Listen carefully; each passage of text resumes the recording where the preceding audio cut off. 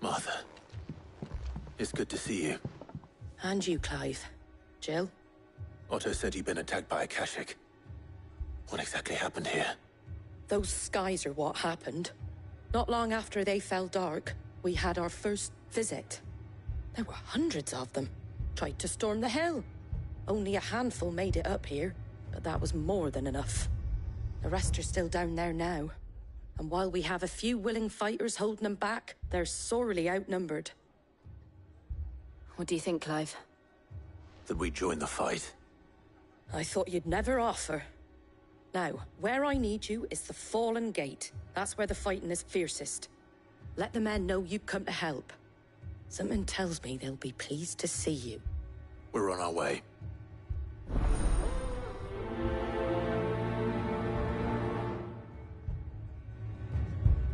Do you think there were as many as Martha says? More.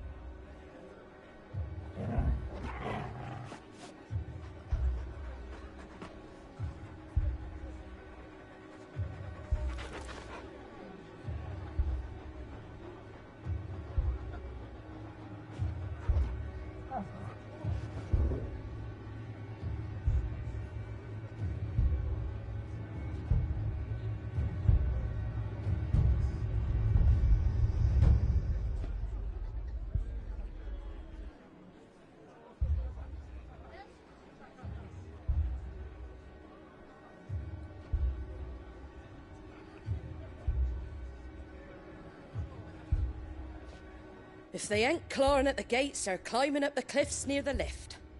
The lads are doing what they can to keep them out, but unlike the Akashic, they need sleep.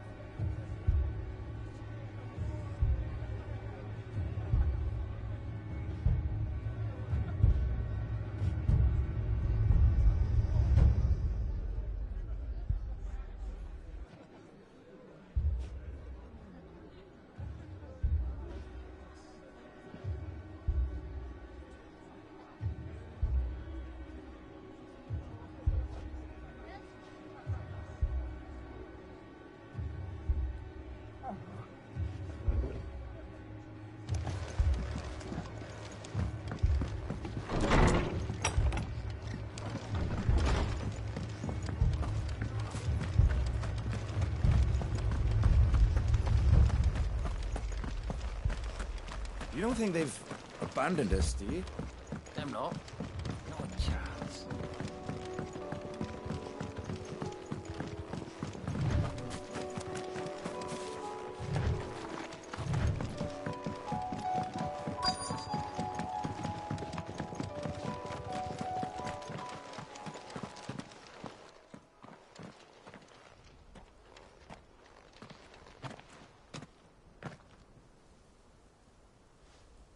Clive, wounded.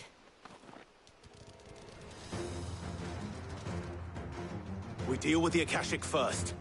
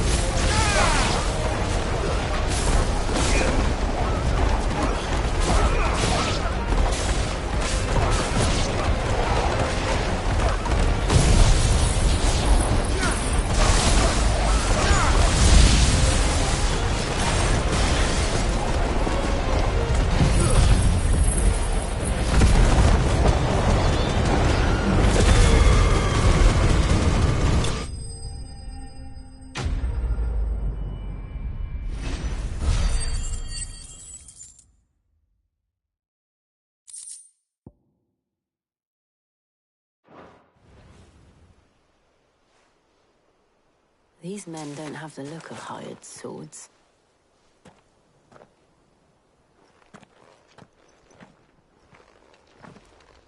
If you've come to rob this place,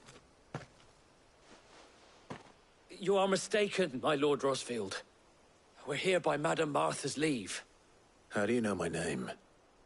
Forgive me, my lord. There wasn't time for introductions. We're with the Guardians of the Flame. Wade's men? But how did you come to be here? Where is your commander? Sir Wade left earlier with a scouting party to find out where the Akashic were coming from. Did he? Take your wounded back to the inn. Martha will see you're looked after. We'll join you anon.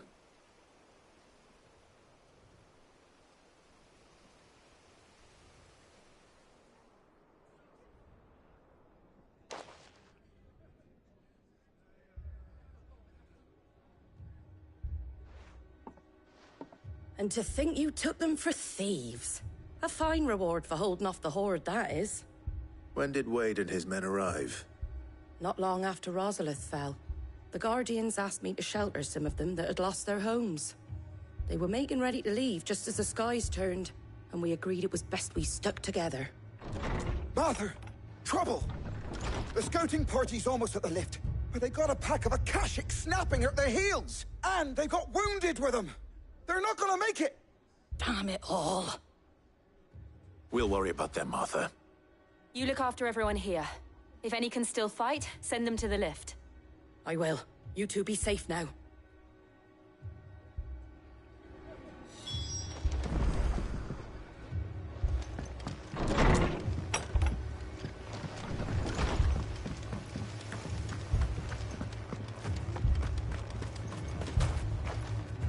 What are you after?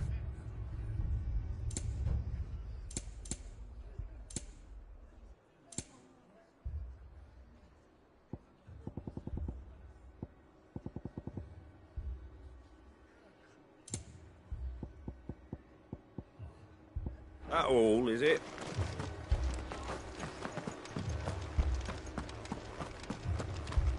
Mad dogs. The lot of them.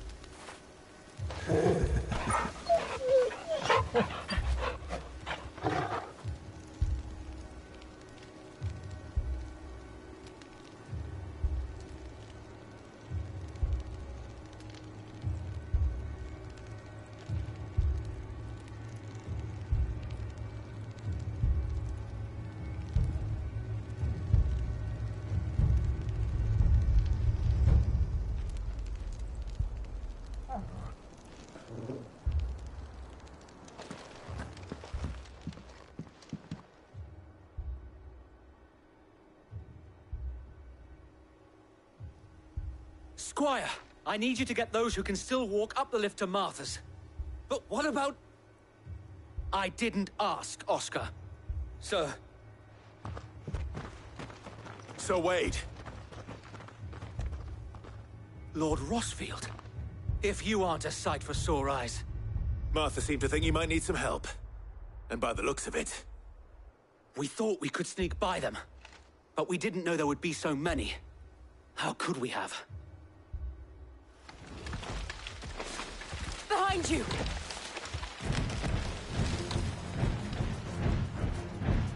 Damn it! We need to get the injured to safety. Do you think we can hold them off? We can certainly try. Are you with us, Sir Wade?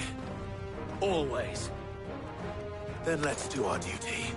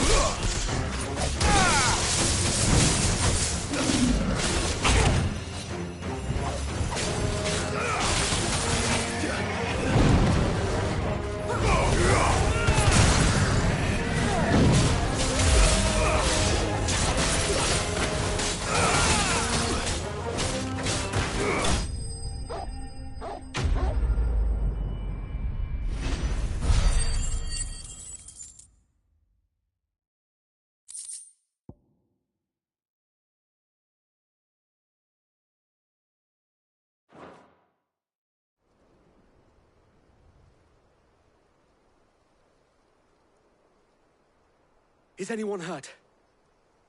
I don't think so. And yet again, you've pulled me from the flames. It's just a pity I keep walking into them.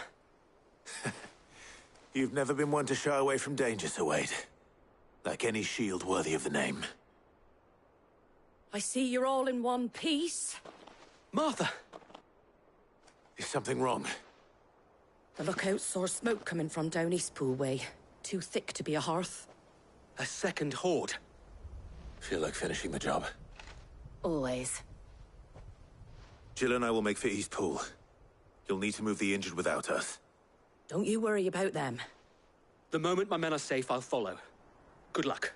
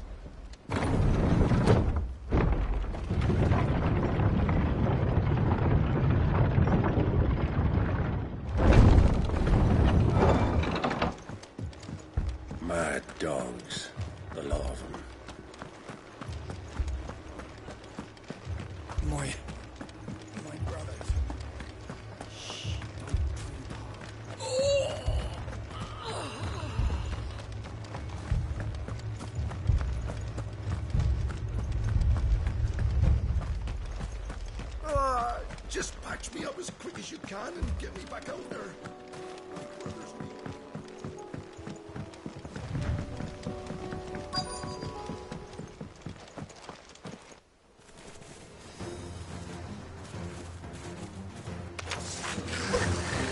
They're headed for the rest. We have to slow them down. Martha and the others won't be ready.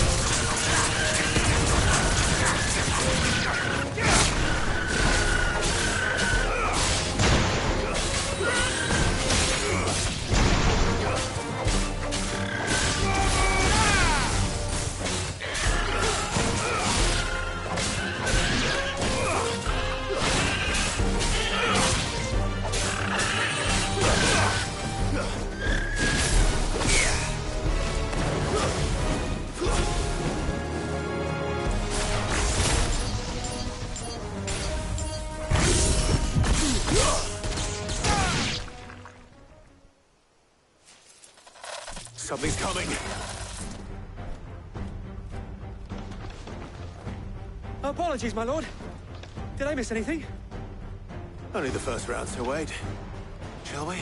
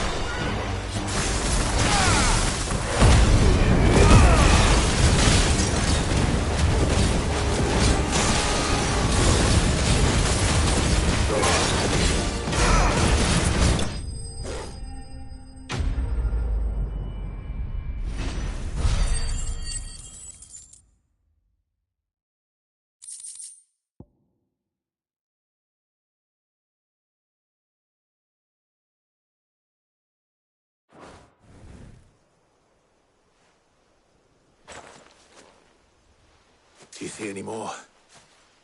No. I think that was the last of them. But it won't be long before the next lot arrive. Then we make for Martha's while we can.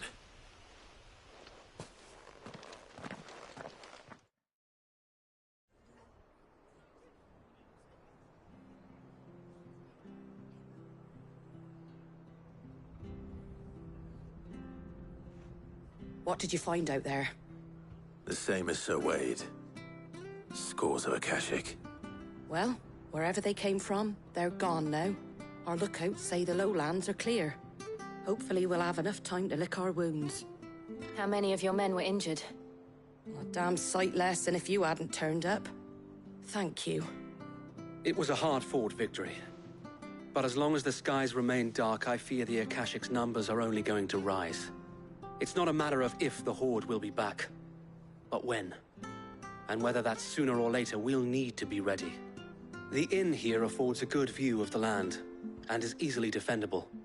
I'd like to make this one of our outposts. What do you say, Martha? You'd have more men to guard the rest.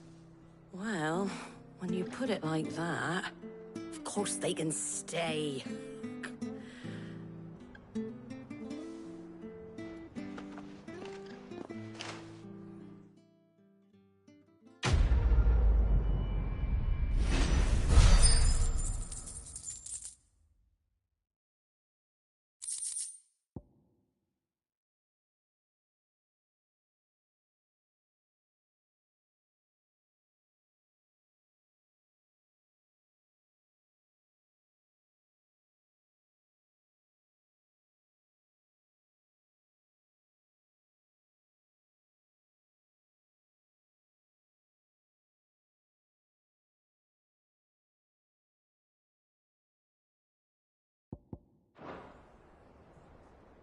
My lord, there's someone I'd like you to meet. Oscar, over here.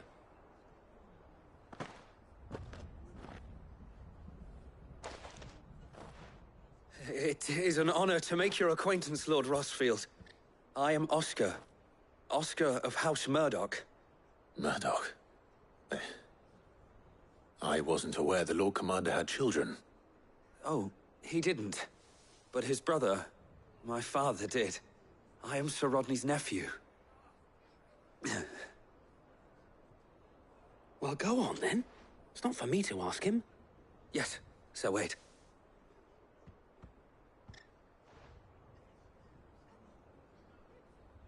If it please you, my Lord Marquis, might you take me as your squire? I would learn the duties of a shield from the finest. I'm sorry to disappoint you, Oscar, but I'm a shield no longer. Nor was I ever the finest. And spending time in the company of an outlaw hardly seems a fitting education for one aspiring to take his oaths. My Aunt Hannah once told me that a man is not defined by his title, but what he does in its name. You have accomplished much since taking on the mantle of Cid, winning no little honor in so doing. And I would sooner serve under an honorable outlaw than an unworthy shield. Not that Sir Wade and the other Guardians are... I mean to say that, they're... It's all right. We know what you mean. There is only so much the boy can learn from me, my lord. But a squire... Would that really be so bad? You were a squire once. And I'm certain Sir Rodney would approve.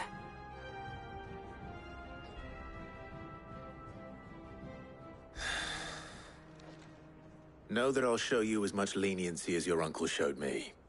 I would not have it any other way.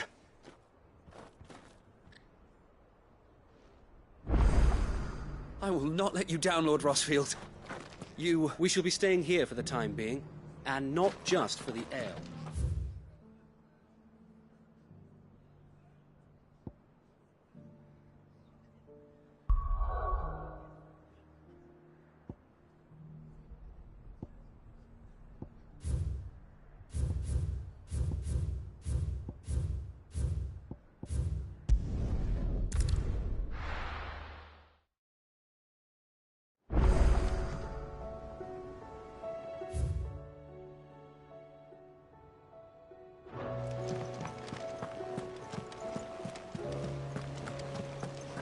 Did you see that? Tell me you saw that.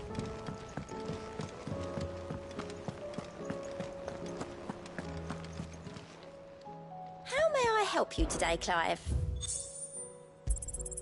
Here you are.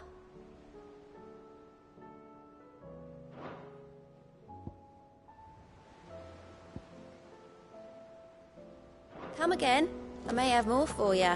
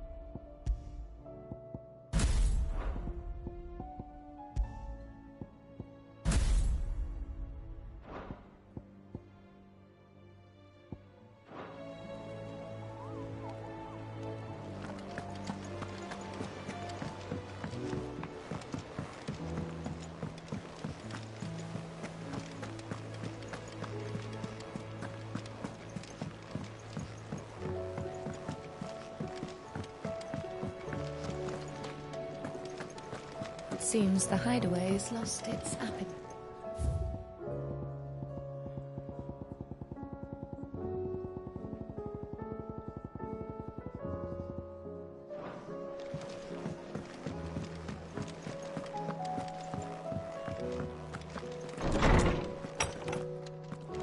There's a storm coming, Sid. Will there be thunder? Knowledge hoarded is knowledge lost. I have compiled some new entries, if you would like to see them. If you have a question for me, I should be happy to answer it.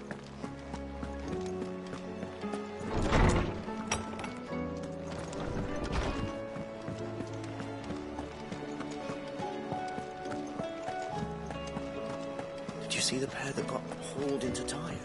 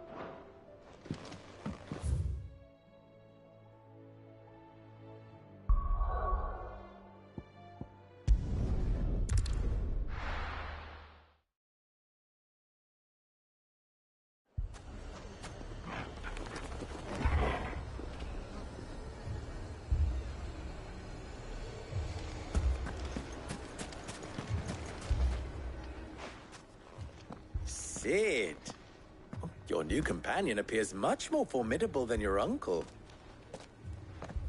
Should I be worried? You haven't been introduced. Jill, Clive has told me much about you. All lies, I'm sure. Your Stolas said that Dalimil has a bandit problem. Indeed. Although, you're a little late. They left with our food and guild days ago. Any idea where they went? The desert's a big place. Your guess is as good as mine. But the fact is, I have more immediate concerns. What did you say to me? What did you say? Ah, as if by magic. Let's just say we've yet to reach a consensus about how to solve Dalimil's little problem.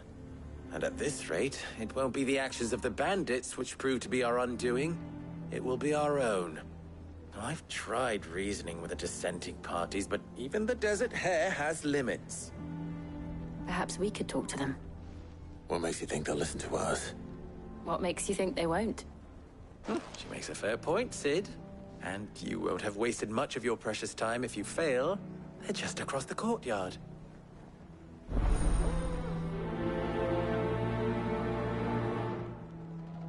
Suppose we just follow the shouting.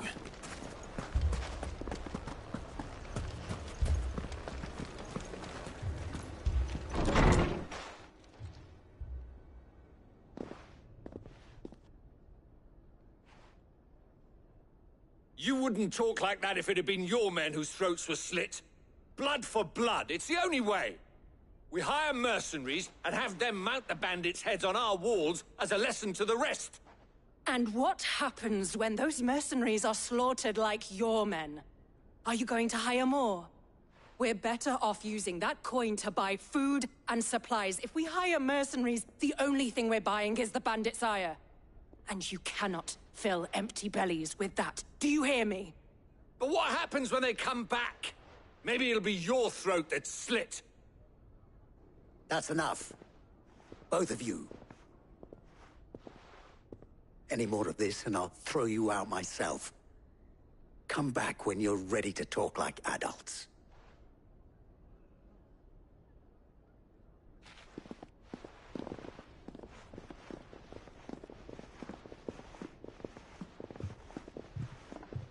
Victor.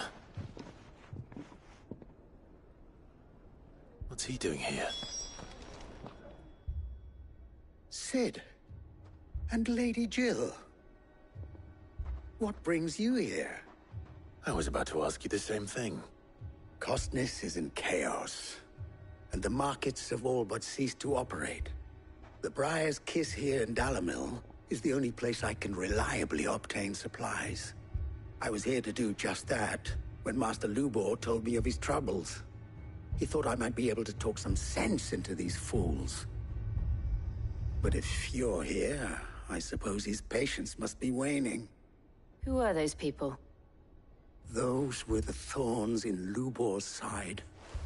And the reason this place might be headed the same way as Costness. It's these accursed skies. The darkness is enough to drive a man to madness. Or an entire city, for that matter. We're still working on the skies. But in the meantime, perhaps we can find a solution to Dalimil's problems. I hope so. For all our sakes.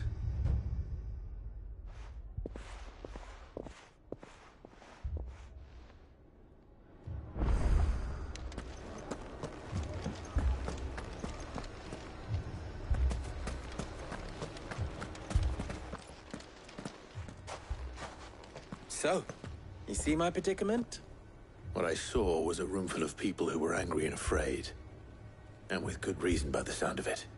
But if left to smolder, that anger and fear could set the entire town alight. My thoughts exactly. What to do?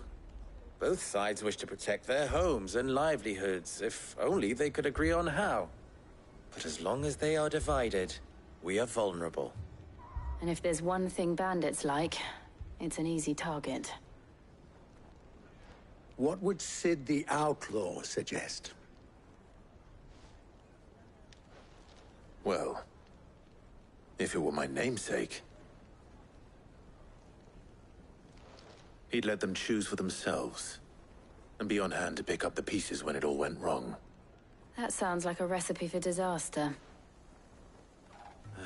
A recipe for disaster is precisely what it is.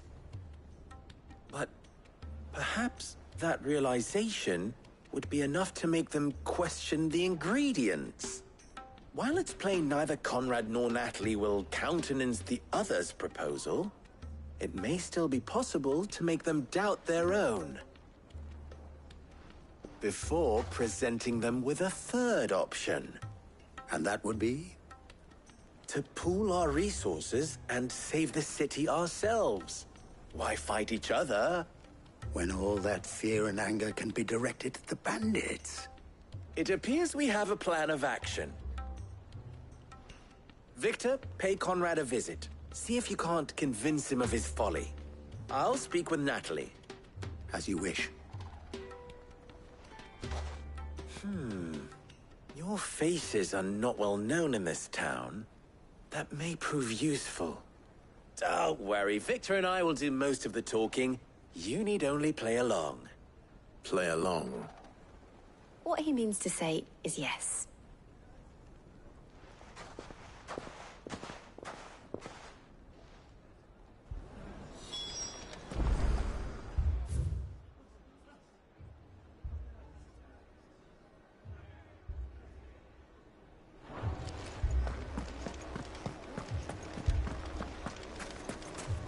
trick, Conrad.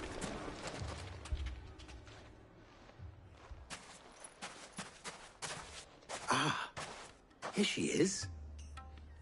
The Lady of the Spear herself. Conrad, may I introduce you to Jane, commander of the Red Wings, the oldest mercenary guild in the Free Cities. A pleasure, my lady. The pleasure is all mine. As I told you, I summoned the commander here from Canberra to inquire about a contract. Victor says you told him no. That there aren't any men left to hire. Is that true? True as the crystals cracked. Nobles came and claimed every last one worth his salt. And not just from us Red Wings. You know of the 7 high houses. There must be 2 swords assigned each one. Granted, we have a few boys left. If it's boys you're looking for. Well, Conrad, are you saying that Dalamel's finest cannot defend this town better than a gaggle of unblooded striplings? That a band of beardless youths could better avenge the deaths of your brave men than you yourselves? Absolutely not. We'll show those bastards who they're dealing with.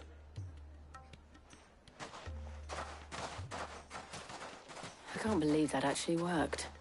Conrad's not what you call the brightest candle in the crypt. And there's a reason why I had you do the talking and not Sid. Well played, my lady.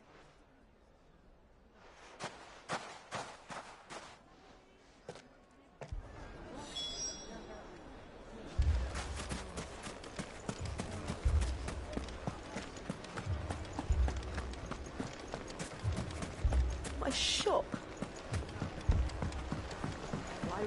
If I had my pickaxe, I would... I mean, it may still be possible to buy something, and we may yet be allowed... Ah, here he is now. Natalie, allow me to introduce Lord Underhill of Randalar's prestigious League of Merchants. Lord Underhill. At your service. Underhill?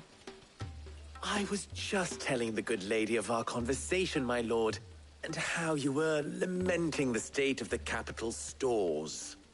Lubor says that not only are the granaries almost empty, but that war and the Blight mean this season's harvest won't be enough to fill them for winter. Indeed, certainly that is the case. The nobles in the capital are buying up the city's stocks of barley and wine, driving the prices higher than most commoners can afford. It is only a matter of time before the peasants revolt. It is worse than I thought. If what Lord Underhill says is true, I fear we have little hope of supplementing our stores, meager though they regrettably are. And while I applaud your endeavors to dissuade our more bellicose citizens from seeking vengeance, I sense Conrad is not wrong in his assessment of the bandits' likely return. Which means that now, more than ever, we will need to secure what little we still have. Food, weapons, herbs, everything. If our humble town is to endure not only this hardship, but those that are certain to follow, we must stand united. All right. If it will help to protect my home, I'll do it. But you needn't have gone through this charade.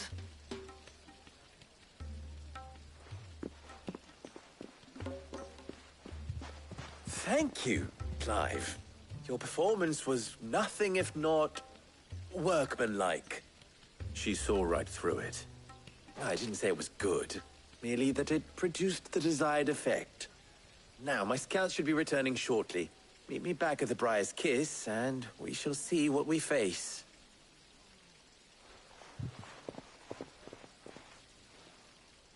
I'm not convinced our roles in this ruse were entirely necessary.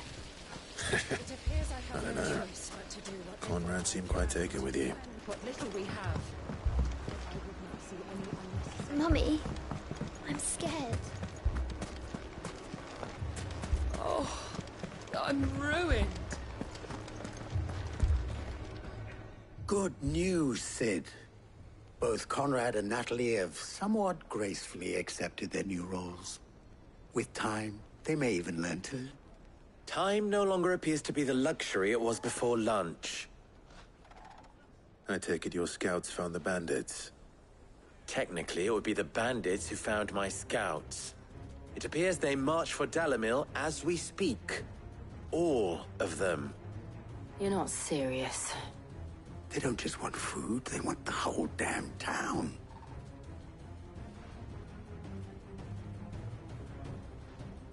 I have a favor to ask. I'm told the bandits march in 2 groups, one from the south and one from the desert, in a move doubtless intended to stretch our already gossamer-thin defenses. Very well. Jill and I will meet those from the desert. But what of the rest? The rest, my friend, the city shall fight. Together. Mistakes, I concede, are high. But if this does not unite Dalimil, nothing will. That is a lot of faith to put into those who had their hands around each other's throats but a moment ago. Then it will be for us to see that their hands are kept occupied. And I do mean us. I thought you might say that. We'll hold them off for as long as we can. And we will do the same.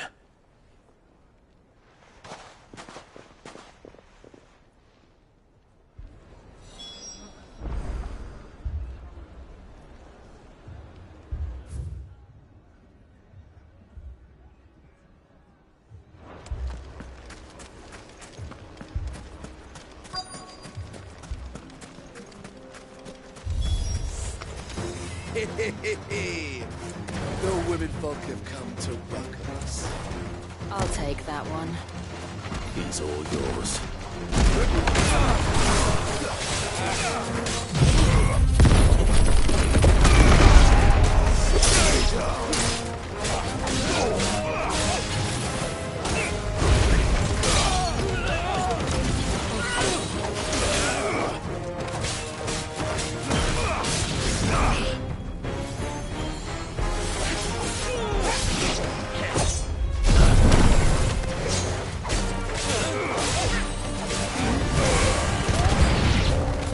They mean to overwhelm us.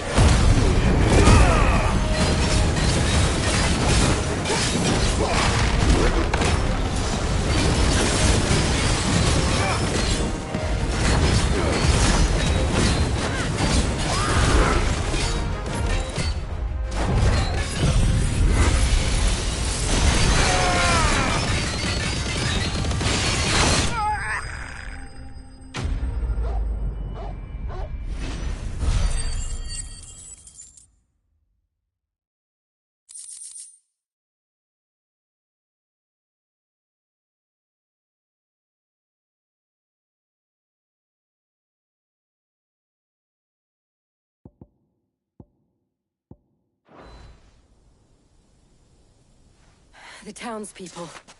Could they have held out? I don't hear any fighting. What do you think? That we should hurry.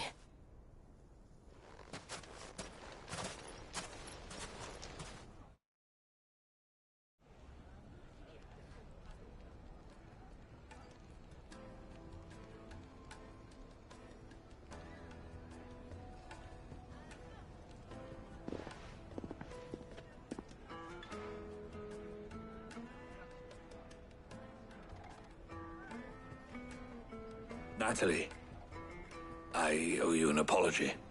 You did well out there. The inn would have been lost had you not held the line.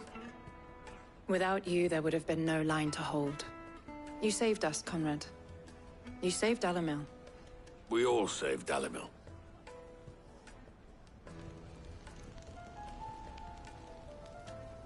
Conrad seems to have had a change of heart. I'd say they both have. I take it from your presence that our visitors from the desert won't be joining us either. Pity. The plan worked, Sid. Granted, it only took an army of bloodthirsty bandits at our gate. Calm now, Victor. Why quibble over the details? We are united, and that is all that matters. As for you, Sid, you fight considerably better than you act. I'll take that as a compliment.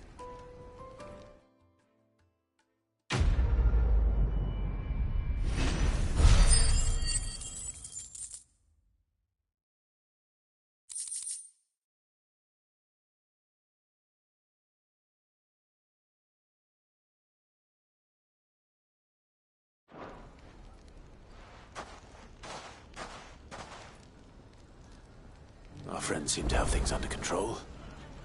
For now, at least. Let's go and put Otto's mind at rest.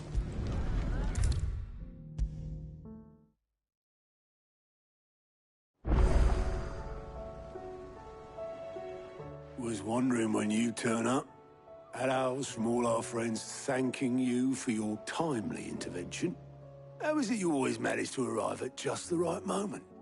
Luck, I suppose. Any word on the rest of the realm? Let's see. Storm's still crying out for mother crystals. The nations are still in chaos. And the skies are still the color of a kick in the kidneys 2 days on. So... Right.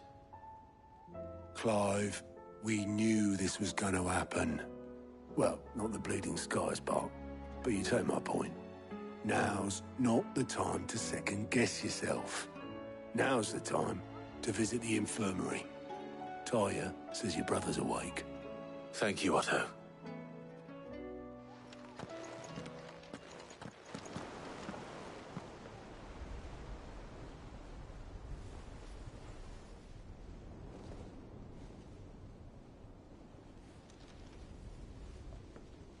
So it was not Sylvester, but Olivier who served as Ultima's puppet. And when Dion learned of this, he sought to slay the fiend.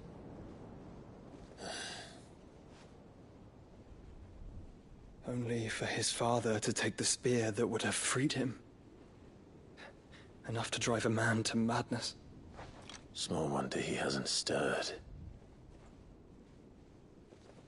I would be afraid to wake.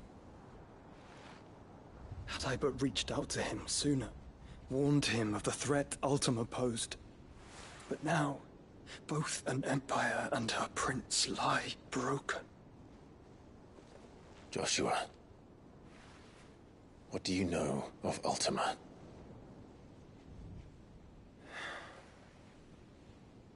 Very little, I'm afraid. Despite my best efforts. 18 years ago, as I lay buried beneath the rubble of Phoenix Gate, 'twas not death who came for me, but another. And it was while in my rescuer's care, I first heard of Ultima. I've been chasing his shadow ever since. Ultima is driven by some deep, dark purpose, and for whatever reason, it would seem you are crucial to his designs. He will stop at nothing to have you, even if that means toppling an empire. But why me? What possible use could I be to such a creature?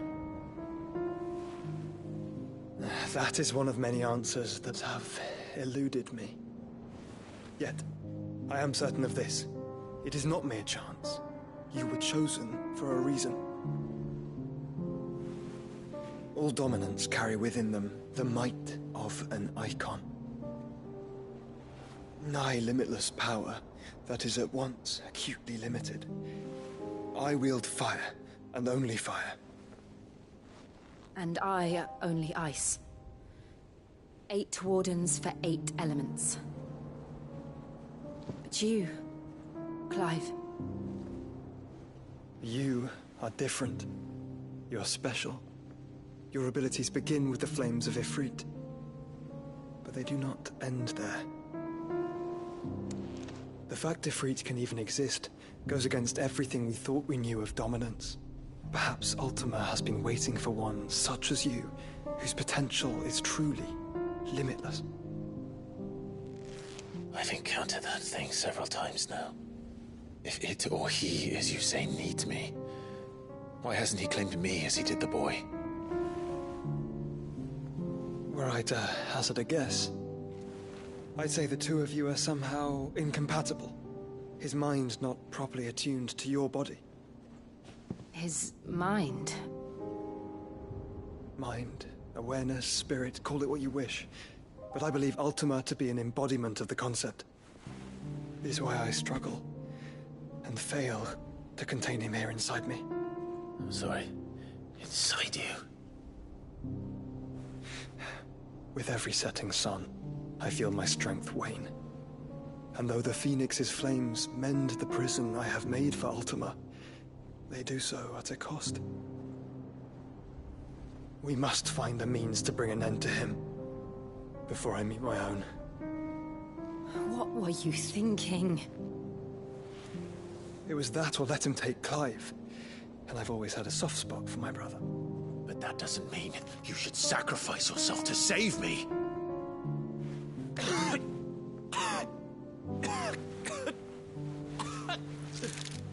Joshua! Clive! It's Gav!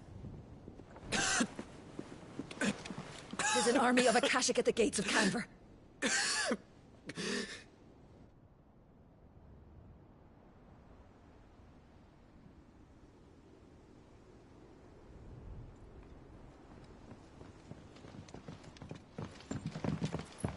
Well, what's the short of it? It's all Tyre told you. The capital of the Free Cities is under siege by an army of monstrosities. The City Guard are doing their best to stem the tide, but numbers ain't on their side. What of Lord Byron and Mid? Were they able to escape? No, but they're all right for now. They're hiding with Gav at midship. We have to get them out of there. And we shall. Otto, prepare a Stolas. Tell Gav to stay exactly where he is. Understood. Vivian, what's the swiftest route to the Free Cities? That sounds like a question for the map. Look here. This road, through Tabor, should provide the least trouble. Good. What a coincidence. Tabor is exactly where I'm bound. Joshua, bed is where you should be bound. You don't think I told him the exact same thing? Were Tyre not such a talented healer, I would surely have been inclined to agree. But, thanks to her ministrations, I feel I may safely rejoin my attendant, who was to wait for me in Tabor if we became separated. All right, we travel together. Clive! If he stays close to me, he'll be fine. Thank you, brother. I'll look after him.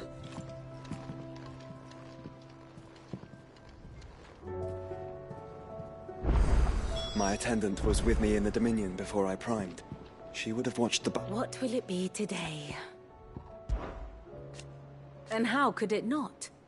But are we any better?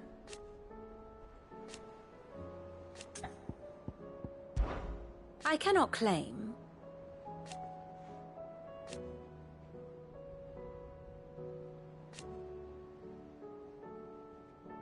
Such are the wages. Ironic, then.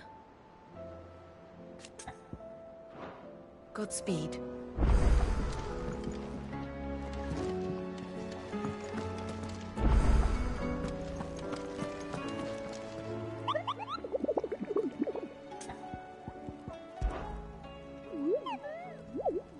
What did you find down there?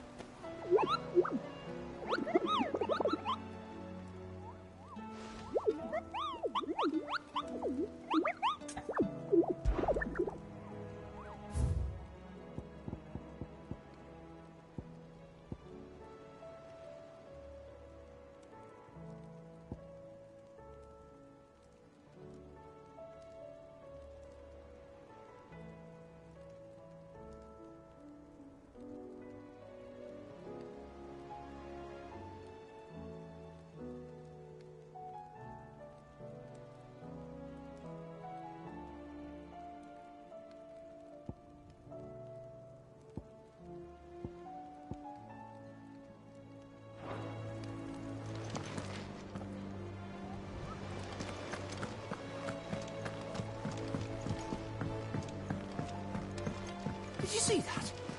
Tell me you saw that.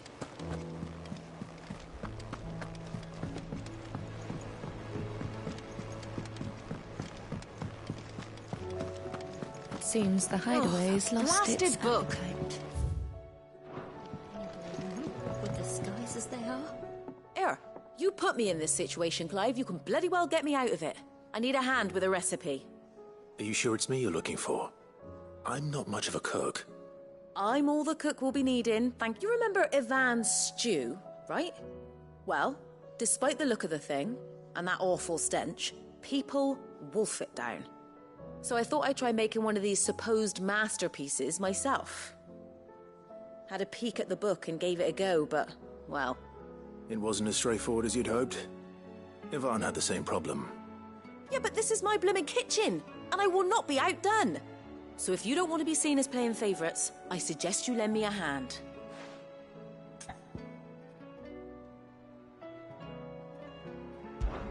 I've never been one to play favourites, Molly. And I would be only too happy to lend you a hand. So, what's on the menu this time? A fried mortress of skyworm. That's one heck of a name, innit? Recipe seemed easy enough to an old hand like myself. Thought I'd followed it to a T. Only... turns out skyworm livers and drake's mint are not what I thought they were. At least I hope they're not, given the rancid mess they made. Ivan said the recipes in the culinary pilgrimage date back centuries. Who's to say the ingredients even exist anymore? Wow. That's a question for a scholar, wouldn't you say? Perhaps you know of one? Kindly old fella who haunts the shelves, maybe? Fine. I'll go and speak to Harpocrates. Perhaps he'll know something. And if he does, I'll see if I can find your ingredients for you. You do that. Lest we forget, you've got a reputation to uphold.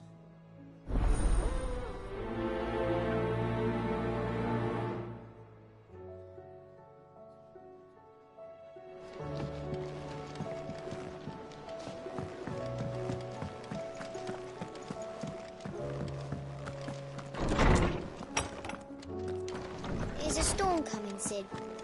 Will there be thunder? Lawsman Harpocrates. I've come to pick your brain if you don't mind.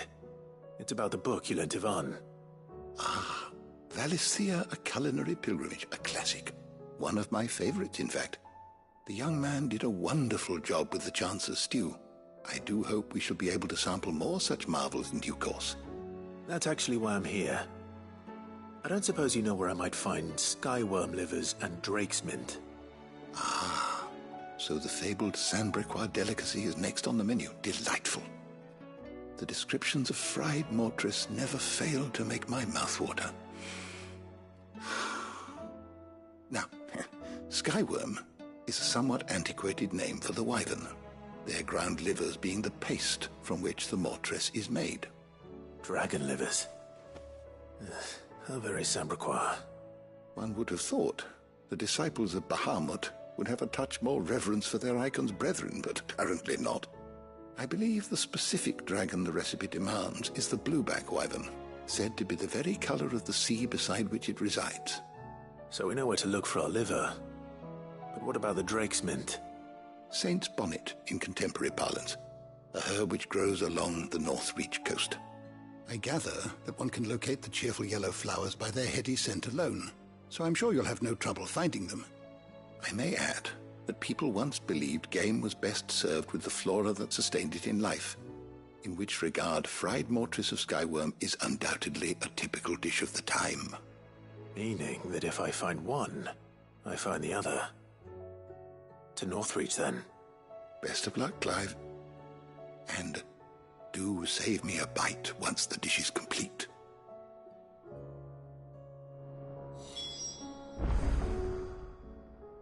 I was wondering when next you'd visit. One can only speculate as to why, perhaps, the rampant sprig of cheerful yellow regardless. I have compiled some new entries, if you would like to see them. If you have a question for me, I should be happy to answer it. Sid, perhaps you can help me solve a mystery. I can certainly try. Who's gone missing this time? It's not who, but what. Mid's scales, the ones she made for her workshop. I borrowed them to teach the little ones about weight, and shortly after the lesson, well, they vanished. My first thought was that they'd taken them off somewhere to play, but when I asked, they swore they had nothing to do with their having disappeared. Which almost certainly means they had everything to do with it.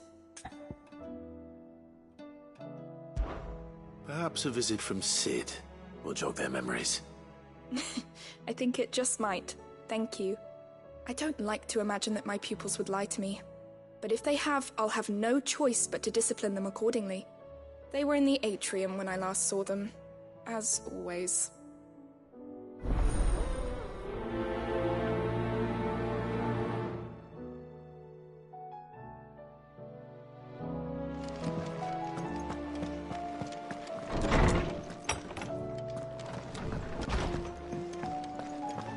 It seems the hideaway has lost its appetite. Still alive, are you? Go on, then.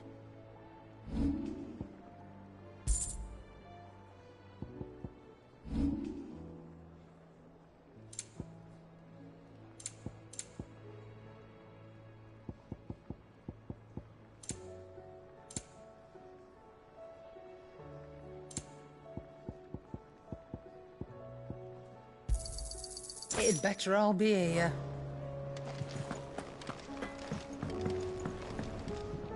To what do I owe the honour? So, what'll it be?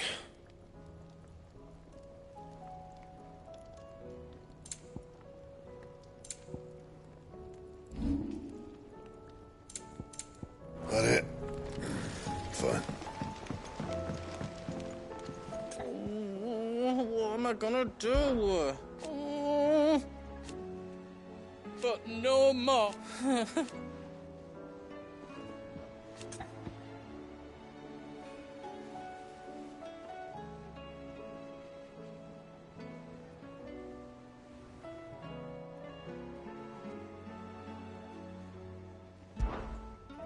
Is everything all right, Goots? You seem more discomposed than usual. Oh, I don't know what that means, but I'm in a bit of a muddle. Oh, I think Nan might be in trouble, and she's... It's all right. You can tell me.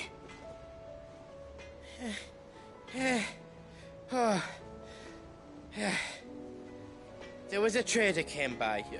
One of our usuals, like... Said he'd heard some rotten rumours about her down Dalimil Way.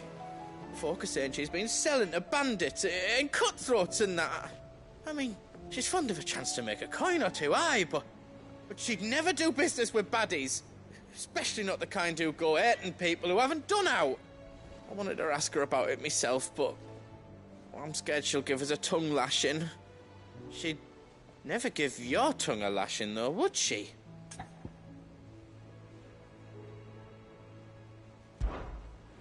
Don't worry. I'll speak to her.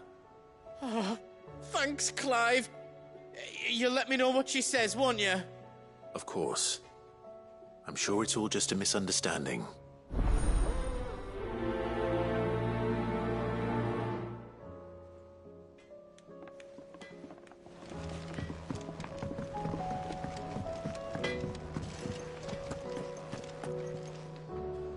Lady Karen. How's business? Not nearly as foul as the weather. You're doing good trade then? Both in and out of the hideaway? Can't complain. Wait. What exactly are you getting at? Not once in 5 long years do you pay my affairs half a care, but here you are today, raking me over the coals like a bloody popoto? Just asking. Out of interest. All right. I'm here because I was told that certain rumors have been circulating.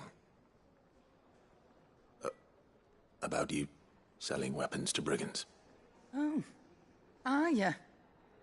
And who was it who knows me so well as to tell tales of my evil exploits? I didn't exactly hear firsthand.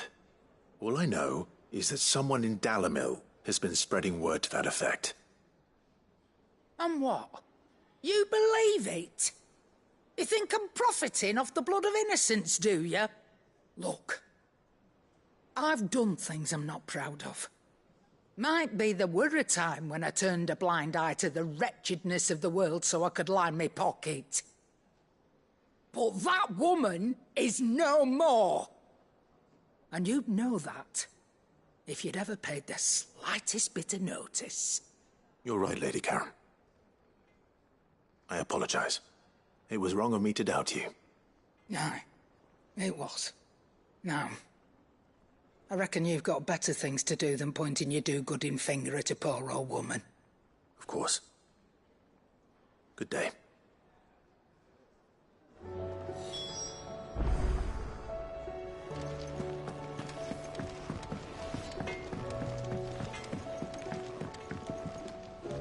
I spoke with Lady Karen. What did she say? That the rumors were unfounded, and that I was a fool for thinking they might hold any truth, along with some other things that made her feelings clear. And while it sounds like she may have done things she regretted in her past, she says those days are behind her. Oh, well, that's good. I knew Nan wasn't caught up in out bad. But why would people say she was? What did she ever do to them? It's not right. No, it's not. But people do things for all sorts of reasons. Perhaps we'll never know. Well, I'm going to find out. That trader, he said they were all talking about her in Dalimil. So that's where I'm going. I'll find someone who'll tell me, you'll see. Are you sure that's wise? Whoever's spreading these rumors means Karen ill. Oh, right. But that's why you'll be coming with me, isn't it, Clive? I suppose it is.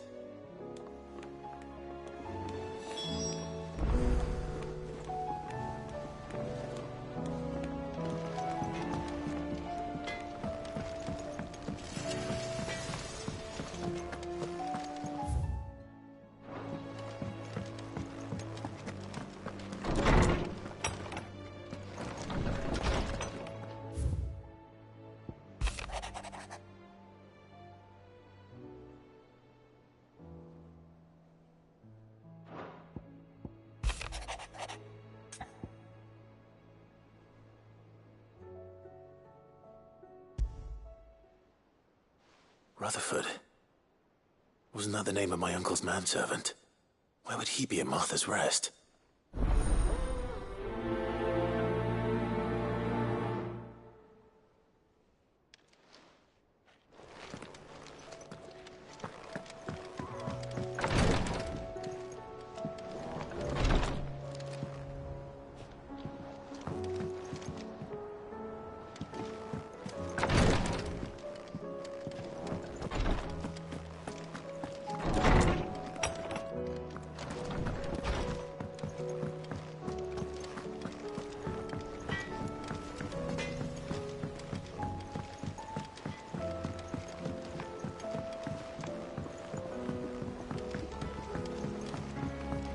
heard the Emperor was impaled on his own son's spear.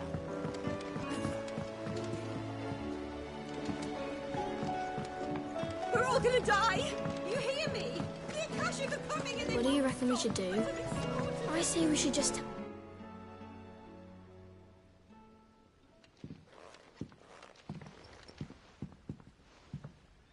Sid! Hard at your studies, I see. And what is that? It's not a set of scales, is it? No. Of course it isn't. Well, not anymore, it's not. Oh! And just how long hasn't it been one? We're sorry. But we didn't break them. We dismembered them. Just like Miss Mididol showed us. Miss Mididol?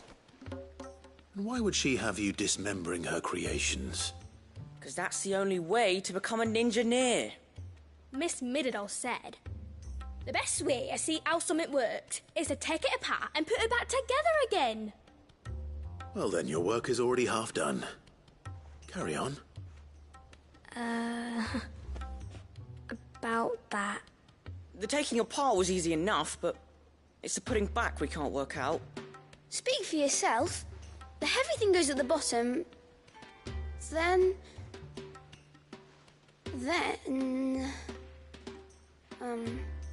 You three need to learn to take responsibility for your actions. So let's have a look at these parts with fresh eyes, shall we?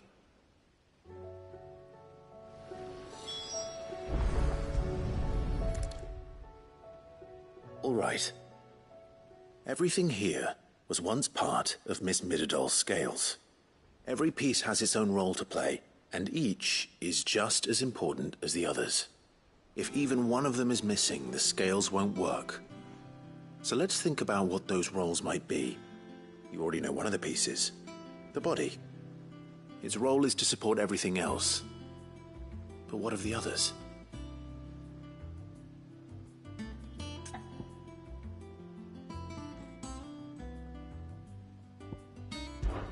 These round parts are called the pans. You all know what a pan is, don't you? I do. Molly uses them in the kitchens to fry bangers. But these aren't for frying bangers, you idiot. They're for weighing stuff. But what if I wanted to weigh goods? I don't think he'd fit on that little thing. Probably not. What are the chains for? Holding the pans up? Well spotted. Which means something must hold the chains up in turn.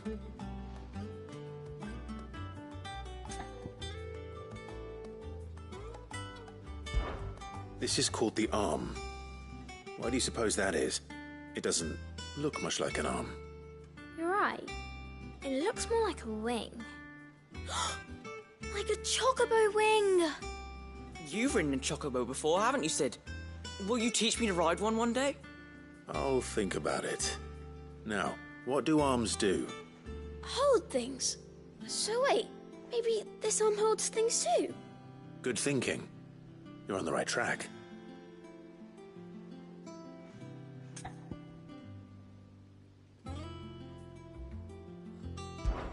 This tiny piece is what's called a cogwheel, or gear. Have you ever seen one before? I have. Miss Mididol's dungeon is full of them. Most are on the floor. She puts them in all her inventions. They spin round and round and round and round and... That's right. They're very useful when you want to make things move. Do you remember if there was anything on the scales that moved? I remember the arm moved when I tried weighing an apple. And then somebody ate it. It's not my fault. You shouldn't have tried weighing it before lunch. You know what part's supposed to move and how it's supposed to move. So, let's put the pieces together first, see what doesn't move, and then stick the cogwheel to that. Not a bad idea. You see? It's not so difficult.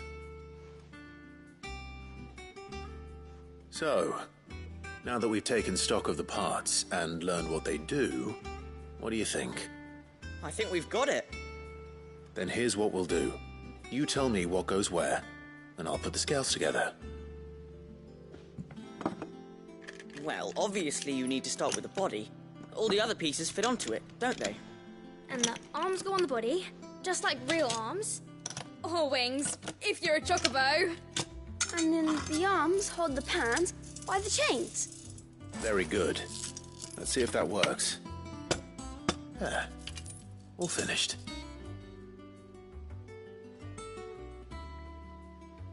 Yes! We did it! Well, with Sid's help. Oh, I just put the pieces together. It was you three engineers who showed me how. That's right. We're Miss Mididol's hairs. Her hairs? Yeah, hairs for the future. She's showing us her secrets now, so we can help out the hideaway when we're older. What do you think, Sid? Are we almost ready? With a little more help from Miss Mididol and Miss Shirley, I'd say it won't be long at all. You hear that? It won't be long. Until then, though, do try to be honest with Miss Shirley.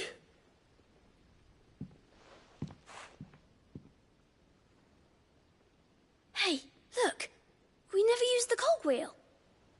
You don't think Sid forgot about it, do you?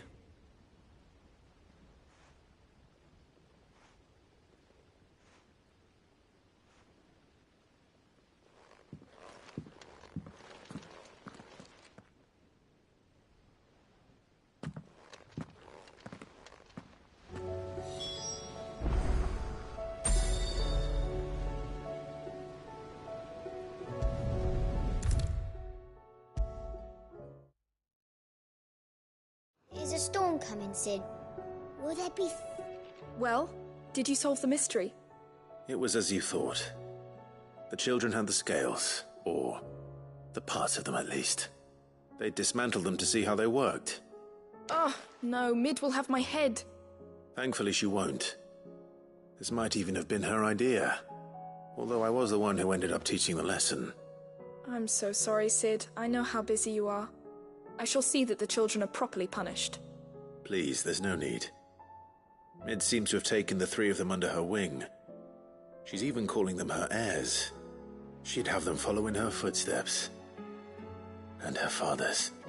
I see. Sid, do you know why Mid has been spending so much time at the hideaway of late? She told me it was because her studies have been interrupted by events in camp. Is that not true? No, it isn't. The university offered her a commission. In exchange for full tuition, room and board, they asked her to oversee the design of several new war engines. To anyone else it would be an opportunity, but to Mid, who lost both her parents to war, it was a bitter pill. One she was none too keen to swallow. But that should come as no surprise. She's only ever cared about bringing people hope. The very last thing war can be said to do. Which explains her heirs. She's working to give them a better life. And so should I. What's the odd engineering lesson? Oh, you've given them far more than that. And I'm sure they're very grateful.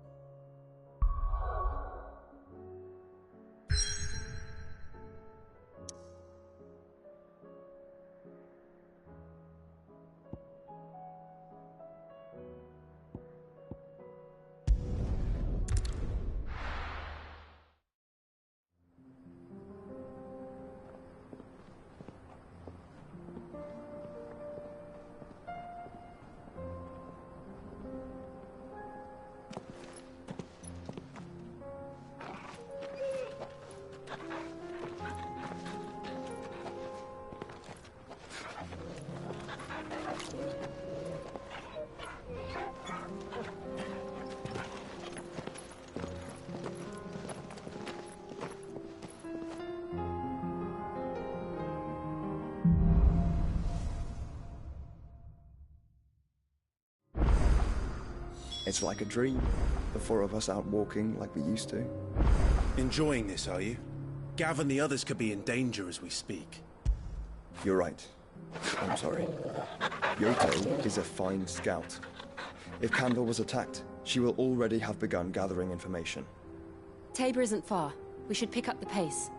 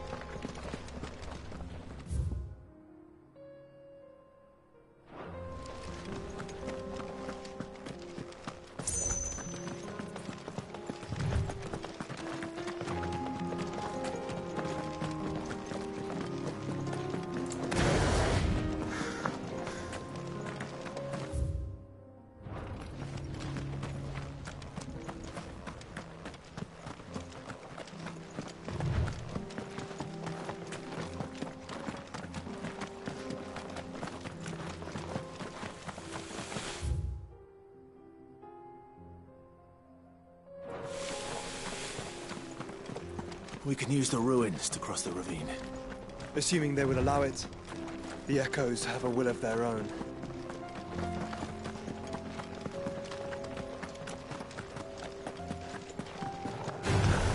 No mistakes.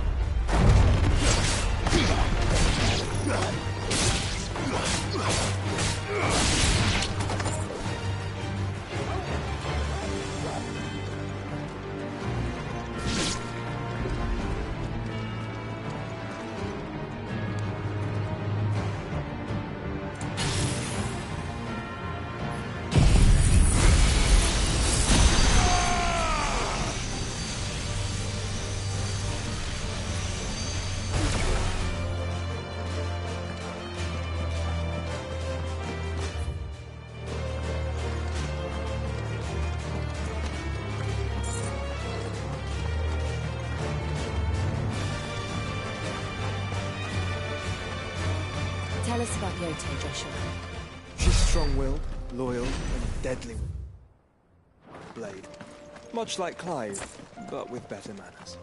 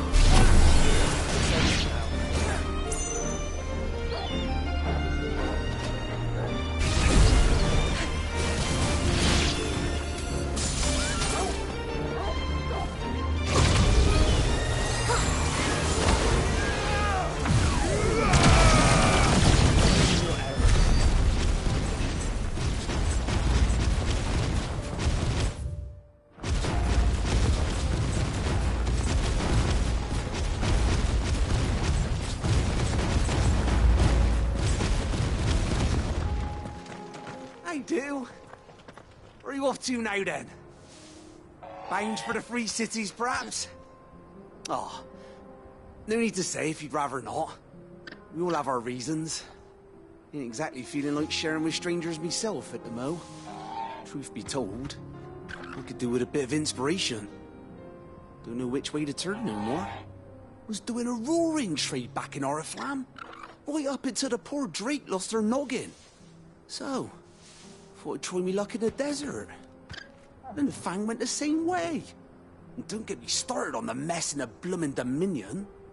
Suppose I could try Camber next. But knowing my luck, the old place be crawling with the works before I'd even set out me stall. But as I always say, where there's crisis, there's opportunity. The opportunity to mint Gil, that is. So, where to next? Is there any money to be made in Ash? Do orcs even carry Gil?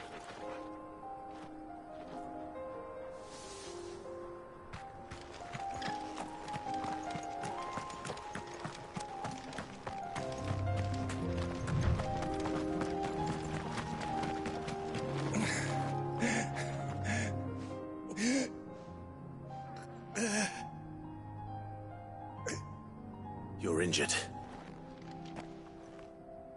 What happened here? Where are your comrades? Ether flood. Up ahead. It swallowed our camp while we slept. My own men did this. Turned every last one of them. There's a village not far from here. Tabor. The people were kind to us. It's only a matter of time before they won't stand a chance. We can't let those monsters reach the...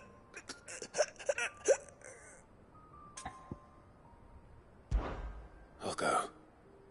You catch your breath. Thank you.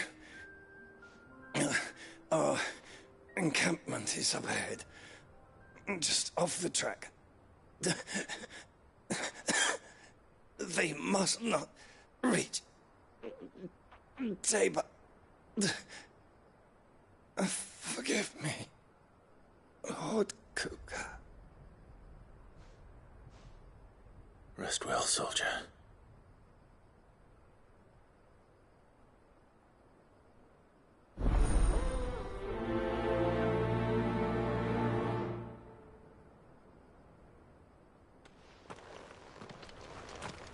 You said the encampment was close. Let's hope the Akashic are still there.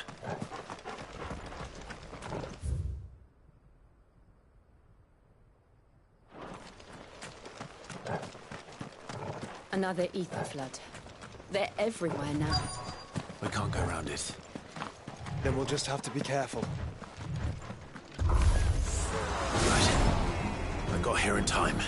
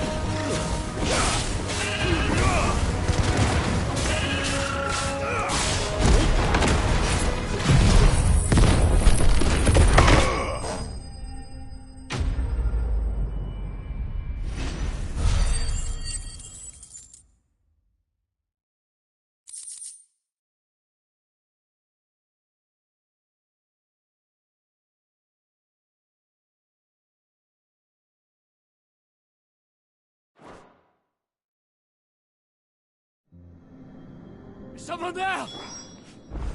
Please, I can't move my leg! That doesn't sound like an Akashic.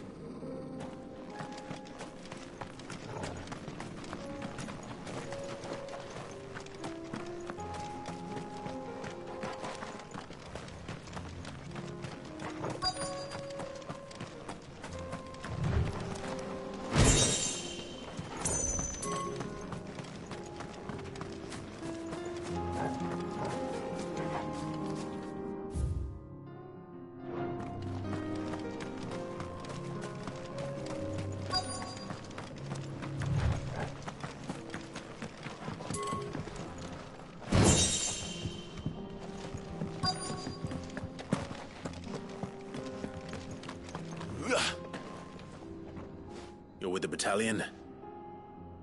I am. I heard the fighting. Are the others? Taken care of. One of your brothers in arms told me what happened and asked for help. Another survivor? Where is he? Tell me. His wounds were too deep.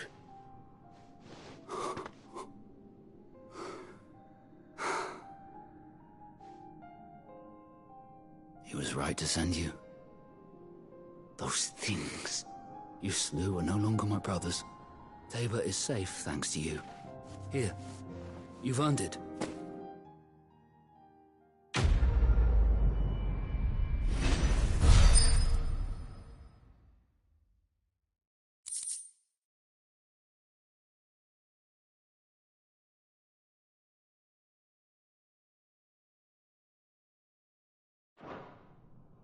You seem familiar.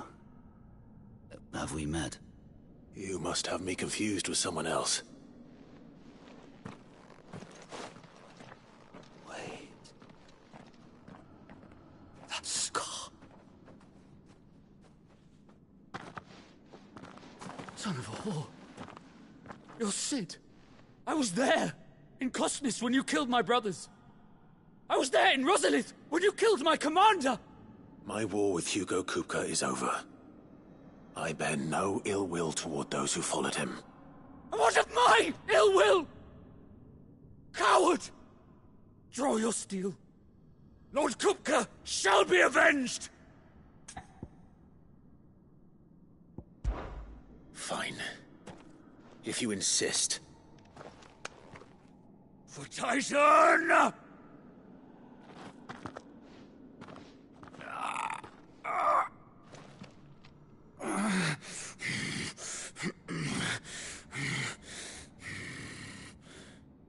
You're in no fit state to fight. And this should be easy for you. Come on. Kill me!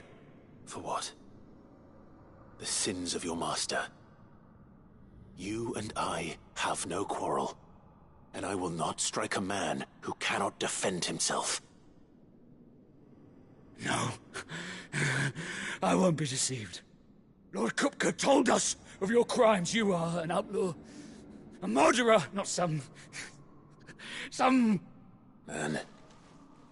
Like you or anyone else. I am nothing like you. But if you're not gonna kill me, then go. Leave! Just know that I will find you, Sid. Someday.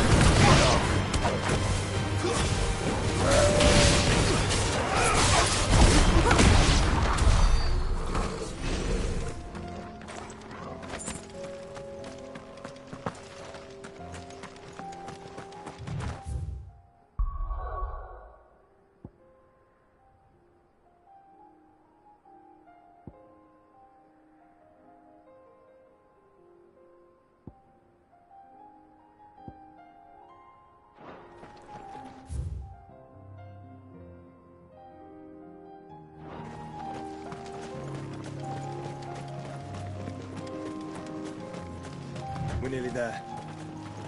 Have you been to Tabor before? There are a few places I haven't.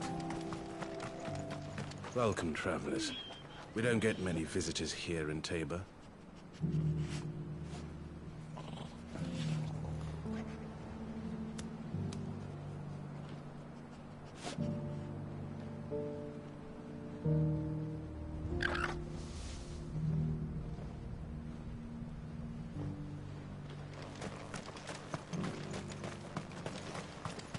Where now, Joshua?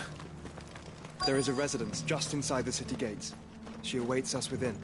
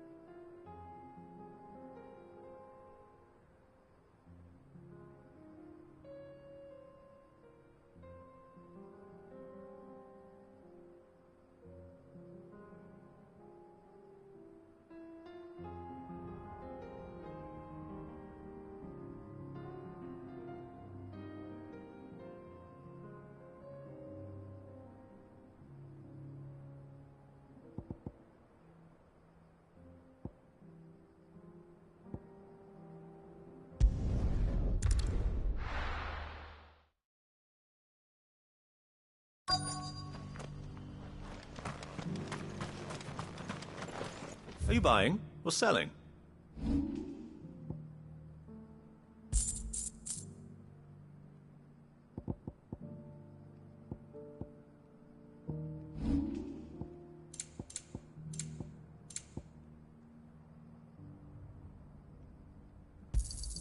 Fine choice. Anything else? Of course. Fine choice.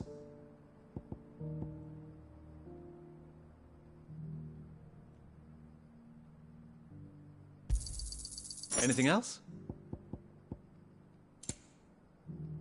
Go safely. What brings you to our humble village, young man? If it's our artisans you're here to see, then please. But do try not to interrupt their work.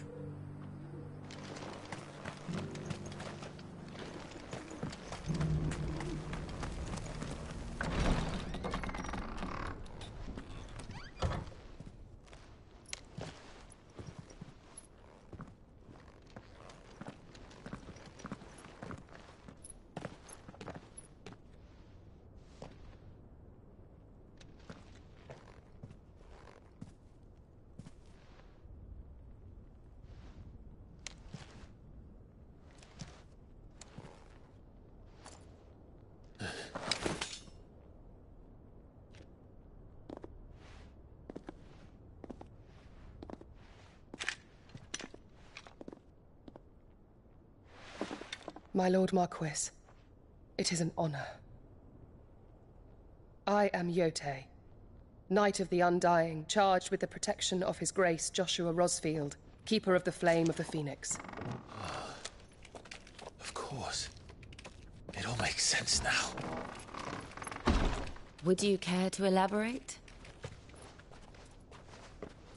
The Undying are loyal servants to the ducal throne. Or more specifically, to its heir. They have served our family for generations, albeit from the shadows. Since their inception, they have been tasked with the preservation and enactment of the rites of ancestral communion. After the events at Phoenix Gate, it was the Undying who delivered me to safety. And since the day I left Rosaria, Yote has been my constant companion and protector. Without her sword, I would not have survived my journey across the realm. Rise, Lady Yote.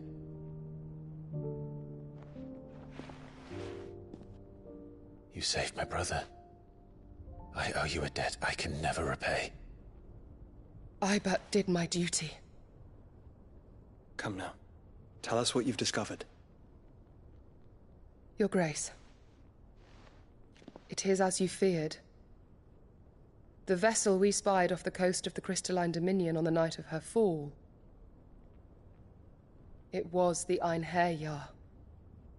Beyond any doubt. The Black Galleon. Joshua, the Einherjar is the Royalists' flagship. What business would they have in the Dominion? Upon learning of Waloed's involvement in recent events at Drake's Fang, I sensed the malign influence of Ultima, and bid Yote and the Undying look into the matter. We have reason to believe that the Black Galleon weighed anchor shortly after the fighting began, and set a course due south. For Canva. Then it is Waloed Knights who besiege the cities. What is left of them? Yes. And the Black Galleon sails at but one man's behest. Barnabas Tharm.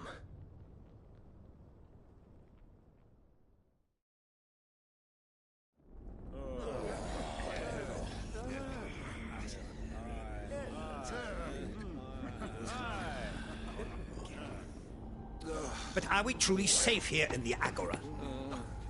The city guard have been paid, if that's what you're implying. All the more reason for them to run. Well, you are free to leave, Lord Minister. Markets abandoned, warehouses aflame. blackened hulls choking every port in the capital. Canva is ruined. The realm teeters on the brink of chaos, and all you can think about is commerce! Forgive us. We were not aware Dhalmekia now subsisted on charity. How dare you!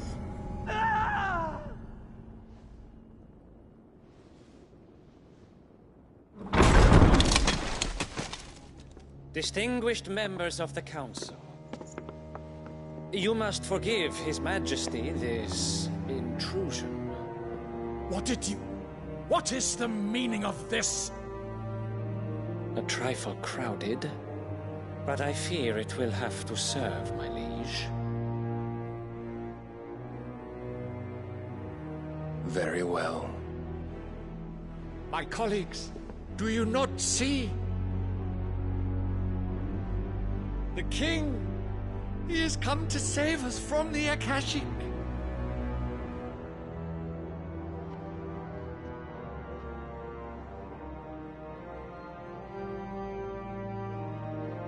He is a gift from the heavens, divine intervention, our very salvation.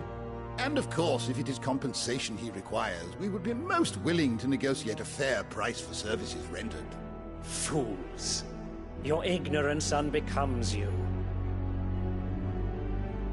Your Majesty, correct me if I'm wrong, but I would swear that the fiends washing the cobbles of Canva with the blood of her citizens wear the colors of Waloed.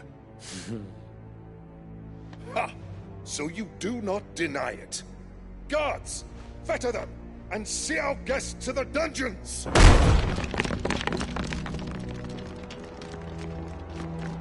Enough.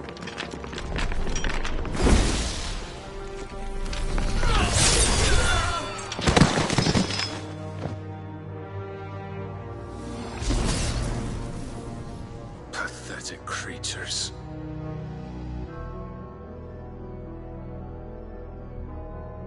That you should imagine yourselves worthy of salvation.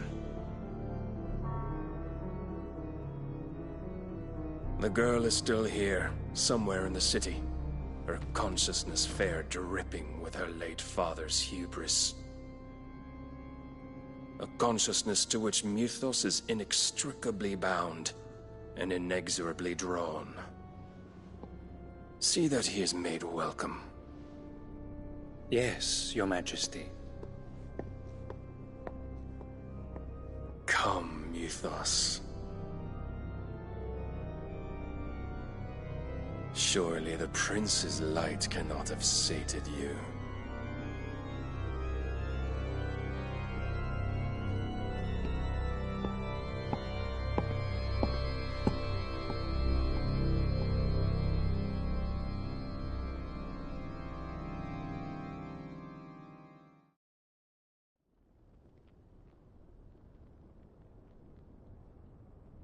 So then, how long has Waloed been under Ultima's control? How long indeed? Based on what we know of Barnabas's actions, I would guess some few years, mayhap more. But to what end? What does Ultima want? The tapestry. Show them.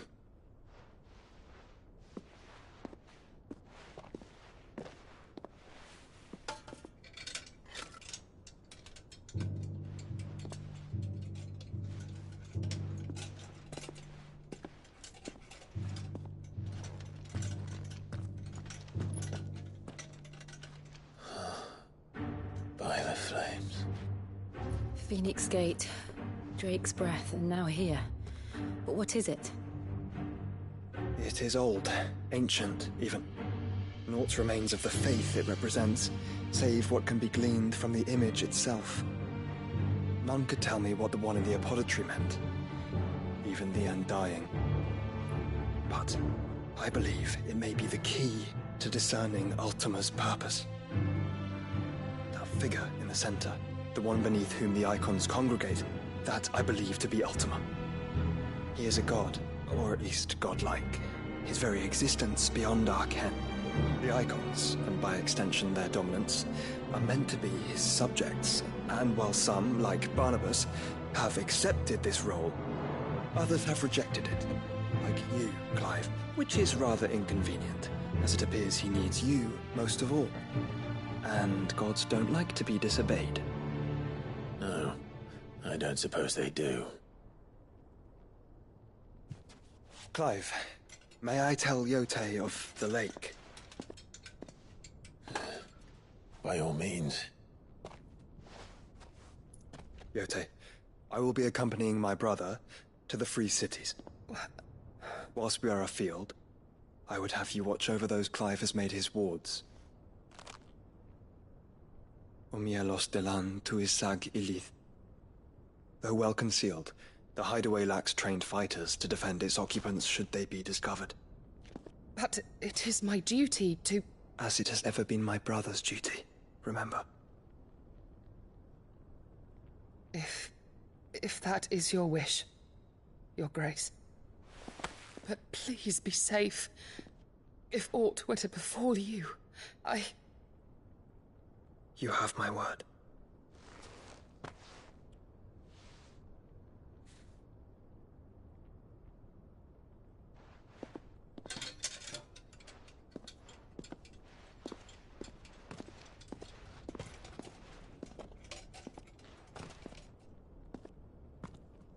Farewell, my lord, my lady. We are in your debt, Yote.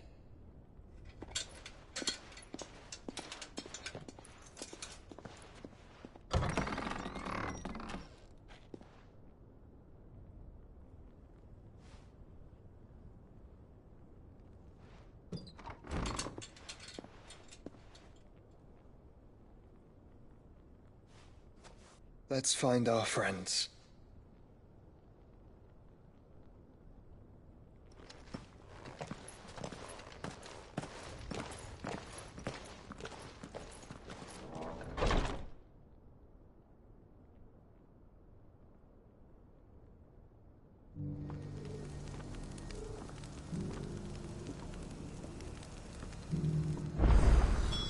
It's plain she cares for you very deeply. And I her, which is why I had to let her go. Opportunity beckons. Who among you is that blade for hire, perchance? Because I have a mind to make a killing. Figuratively, I hope. Well, yes and no. A passing caravan carried with it a rumor most fortuitous for one in my trade, that an elder Dread Evis had been sighted in the fields of Korava. Dread Evis are aggressive beasts. Compelled as they are to acts of violence, few survive to maturity, but those that do develop a hide of phenomenal value. A hide you want to sell? Eventually, yes. Though I would have it tanned first that it might be crafted into marvels the likes of which the world has never seen. Dread Evis skin is a rare thing indeed. But the worked hide of a well-aged beast... Now, that would fetch such coin that Gilbert himself might weep with envy. Bring me that beast's skin, and I will share with you the bounty of our combined labors. All right. I'll hunt your Evis. Of course you will. When one lives in such troubled times, it is a fool who lets opportunity slip his grasp. Leave Tabor through the east gate, but take the path that branches west. Once you reach the checkpoint at Tovani, you are a mere stone's throw from the fields of Korava. I eagerly await your safe, and above all, triumphant return.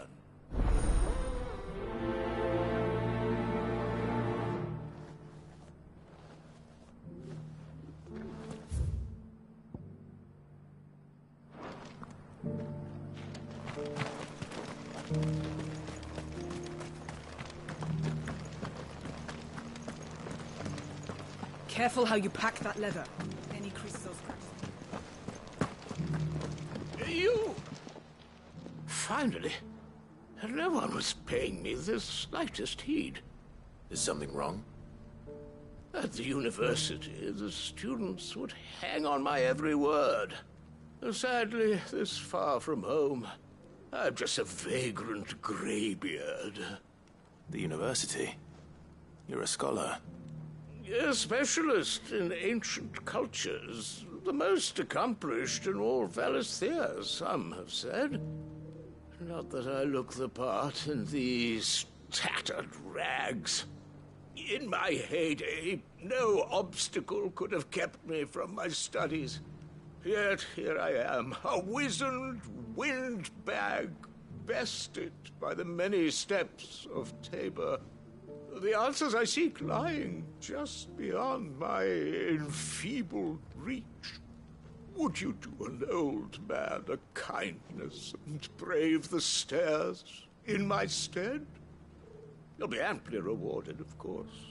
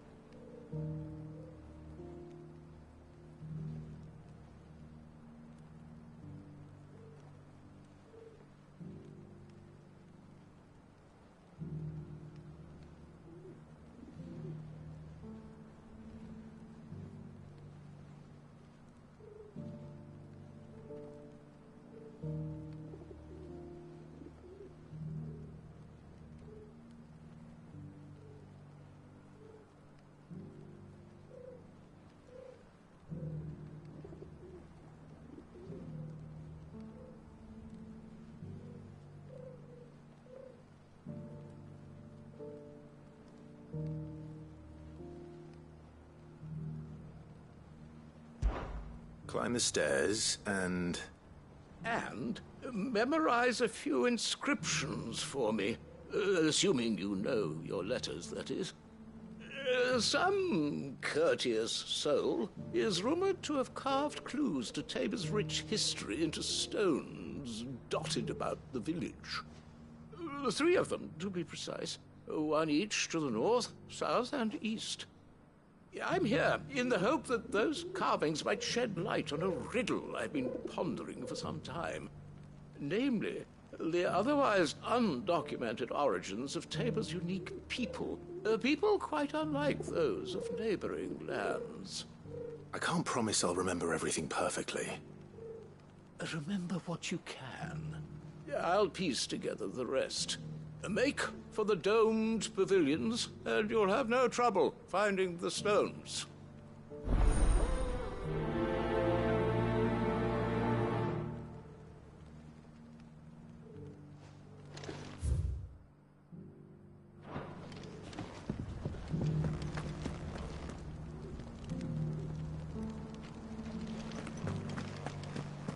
How are those new boots treating you?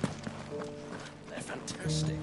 Soft as phoenix down, but tough as boiled bone.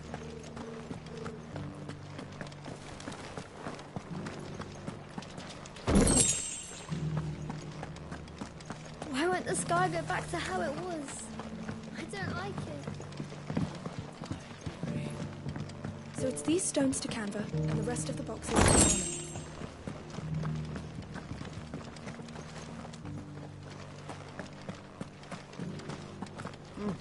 Not a scratch on them. These hides are fetch a good price. You wouldn't happen to have a decent whetstone in there, would you, madam? I'm sure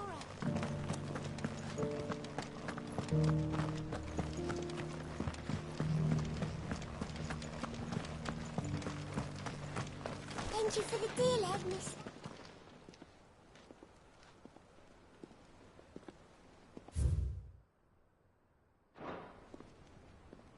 what golden plains might the wanderers have called home, I wonder? Decent quarry's been hard to find since the sky's turned. It has indeed. Can't blame the beasts for being on edge.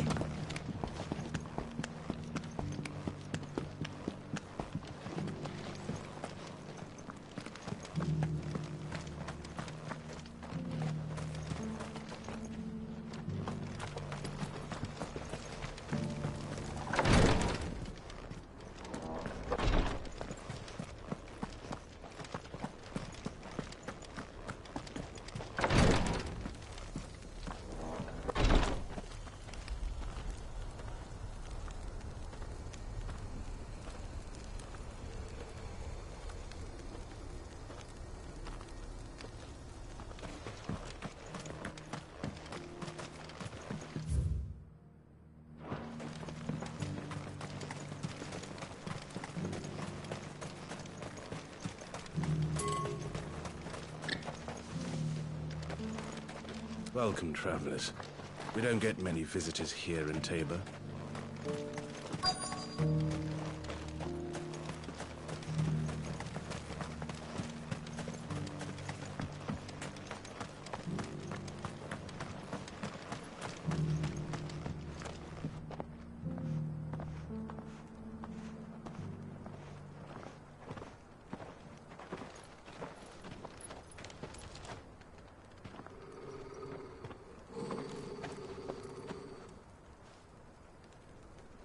Cyril.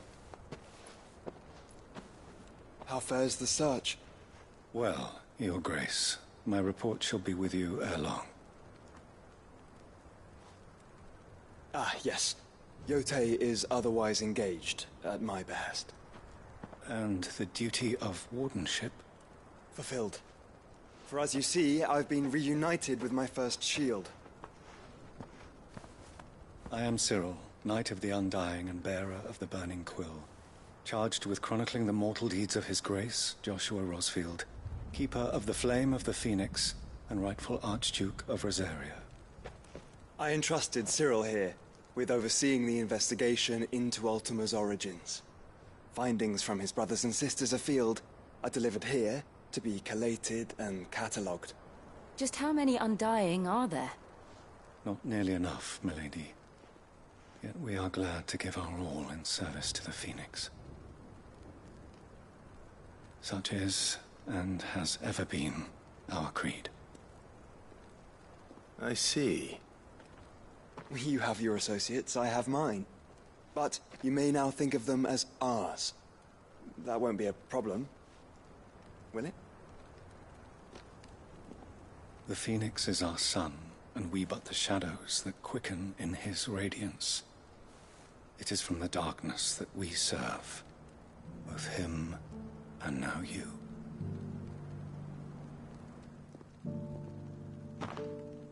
Pray accept this token.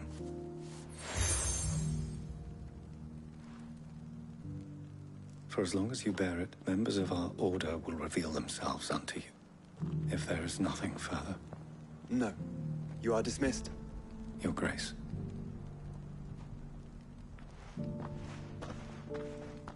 It's a Canva, then. We'll talk about this later. Cyril seemed very, You certainly keep strange bedfellows, Joshua.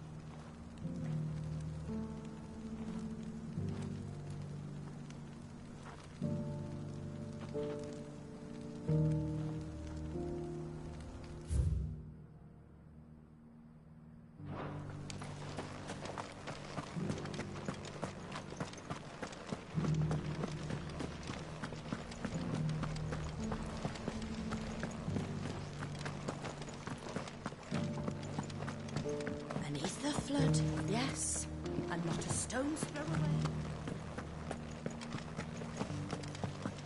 How are those new boots treating you? They're fantastic. Soft. If it wasn't for those domed roofs protecting the stone.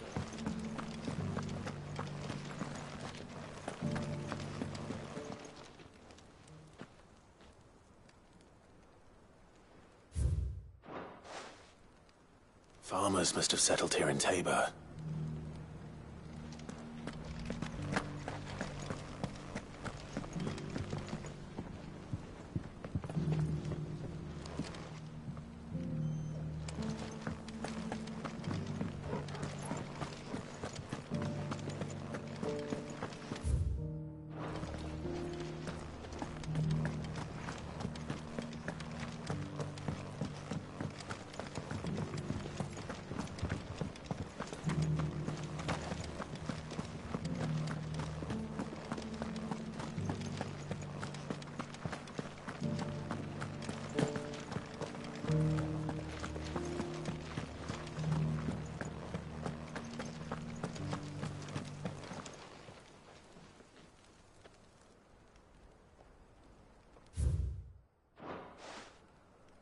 No history would be complete without mention of the mother crystals.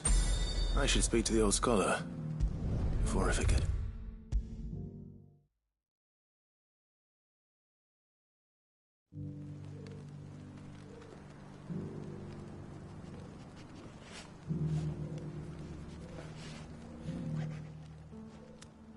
The engravings were in good repair considering their age. Oh, would that I could have seen them for myself. Come, don't tease me now. What did you learn of this place and its people? Let's start with the engraving to the south, shall we? What did it say?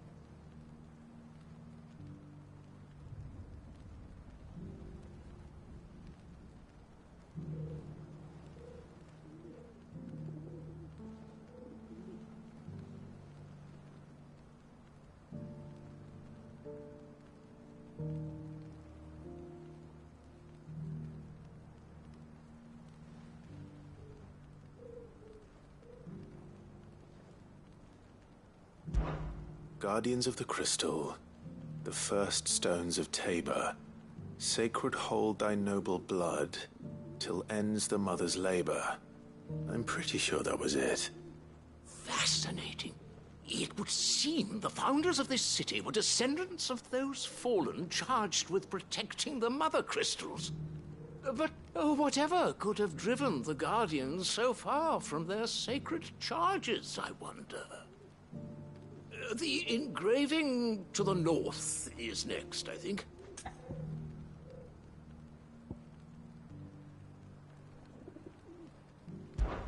Wanderers of the Golden Plains, lay your roots in stone. With pride recall thy noble past, and make these rocks a home. Or, I think that was it, at least. No doubt you're right. There are vestiges of nomadic customs in Tabor its guardian roots could never account for. This is proving most enlightening. Now, for the final stone.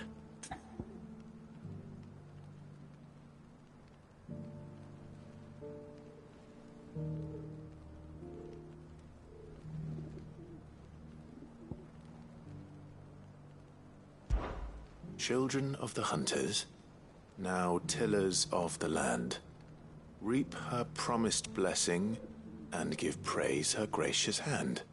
That's all three. And so, we add primitive farmers to Tabor's founding peoples, the final piece of the puzzle. 3 engravings, one for each of the 3 peoples to have settled Tabor in ancient times. Guardians of the Mother Crystal, wanderers from across the plains, and last but certainly not least, hunters turned farmers. Little wonder it was so difficult to trace the roots of Tabor's culture. Those roots reach down through 3 distinct traditions. Nonetheless, one cannot help but wonder why this fact is not better known among scholars, given that the stones stand here for all to see. Too many stairs, perhaps. Ha! Too many by far. Here, and thank you.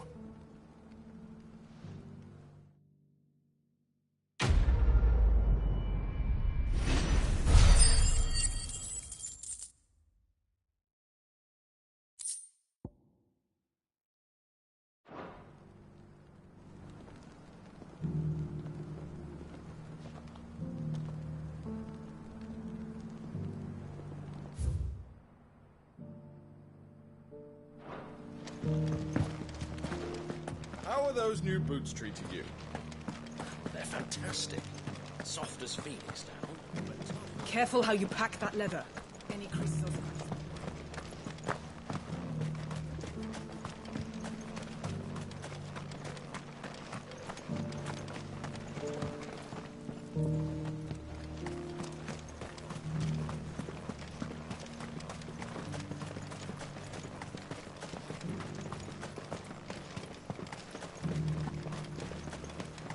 Ah, Lord Rosfield. I'm afraid I cannot stay to talk. I must leave to collect reports.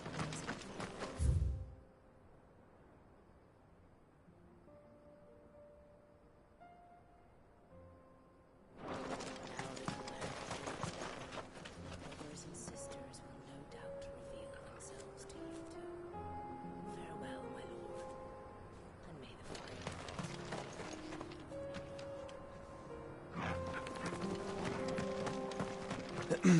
Are you sure this is the right way, bruh?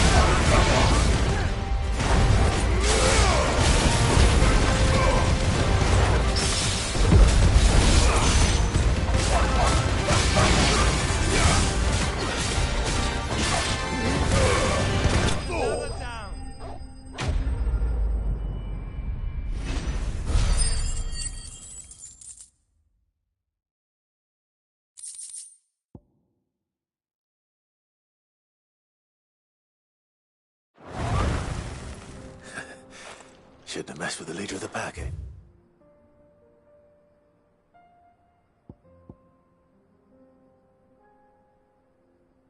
Boy.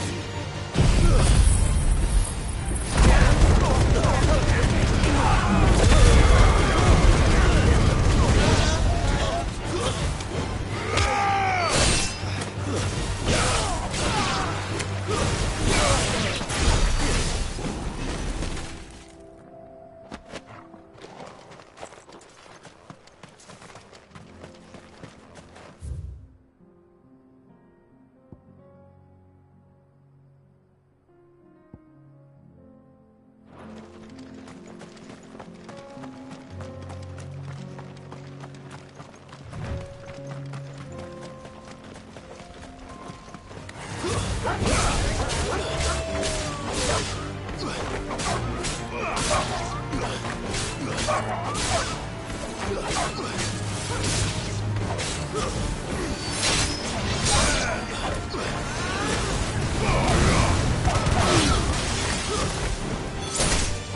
over.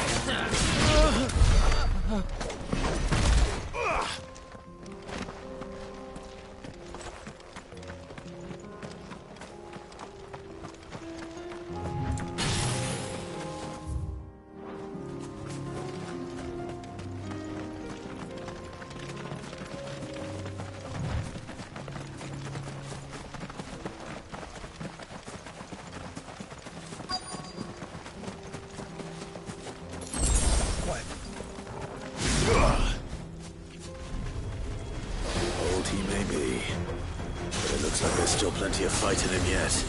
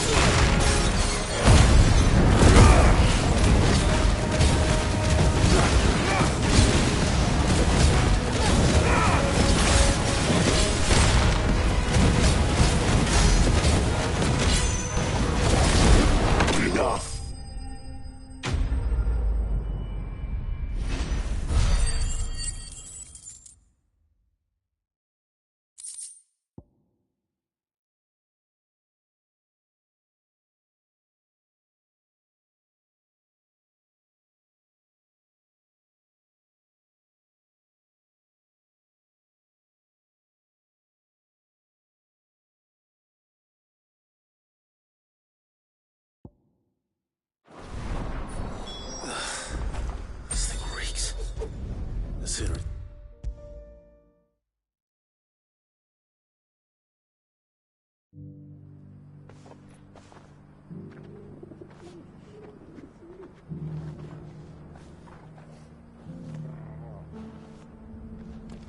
Here's your hide, as requested.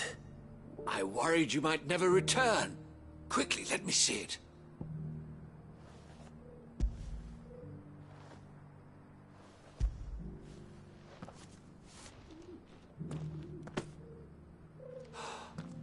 Oh, as supple as a maiden's cheek, yet as adamant as her virtue. This is everything I had hoped for, and more. Clearly, my trust in you was not misplaced. You must be a hunter of considerable talent to have bested the beast with nary a scratch. Join me as my honored partner. With my means and your might, we shall be as wealthy as the merchant kings of Zemeckis. I don't plan on making a habit of this. I'm busy enough as it is. Very well. Though I believe fate had a hand in our meeting, it would be unbecoming of me to beg. Do not allow me to keep you from being about your business. Here, for the hide.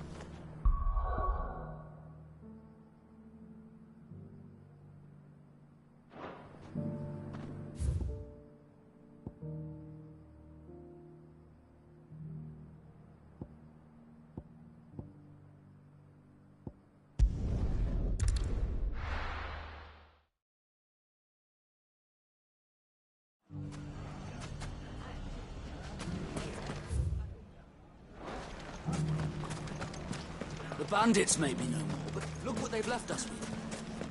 We've had a hard time putting You shouldn't be too hard to find, Goots. Are the bad men going to come back? The gentlemen of the town guard are a strapping bunch.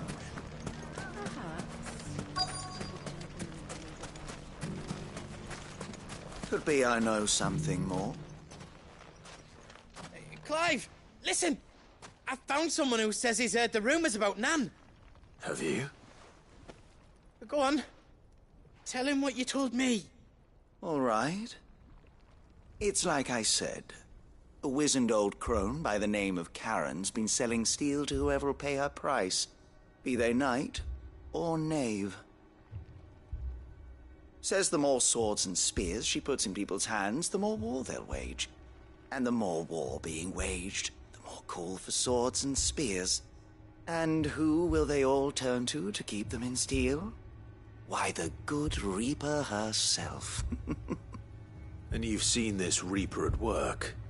Aye, it just so happens I have. You'll find her right here plying her trade most days. Here in Delamil? Where exactly? She has a stall here in the market, but if you're not the patient type, you can probably find her at her storehouse on the edge of town. But it'd be a bolder man than me that braved that particular nest of vipers. Feeling bold, traveler? I hope so, for your sake. Now, if that's all, I have places to be. Sorry to have kept you. You don't think Nan's the Reaper, do you? Not unless she's discovered the secret of how to be in two places at once. Eh? What do you mean? Lady Karen hasn't left the hideaway in weeks.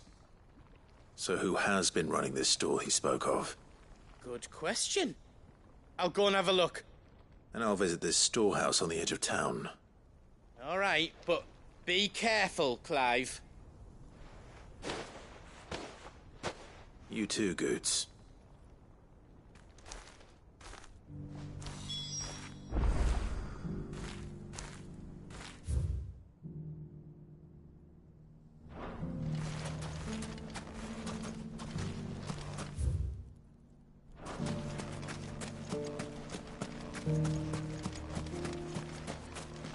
Are you looking for something in particular?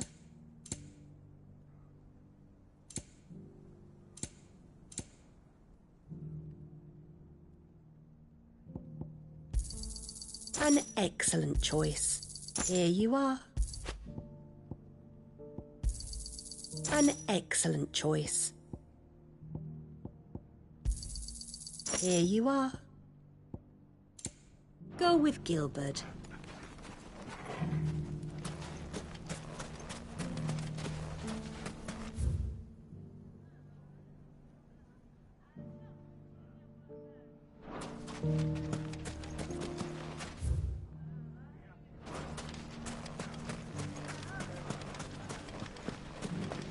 The gentlemen, the town guard are a strapping bunch.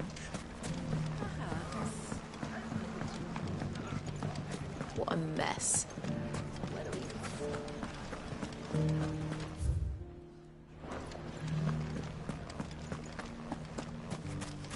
You fought very bravely. You would have been lost without. The safety of the town is in our hands.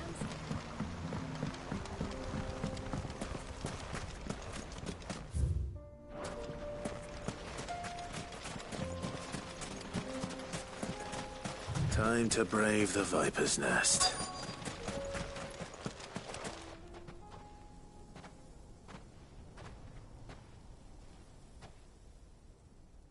Just you, is it? Thought I might have laid it on a bit thick. It was a fairly unconvincing tale. So, what now? That's up to you. Die a slow death, or a quick one. Boys, he's all yours. But that sword is mine.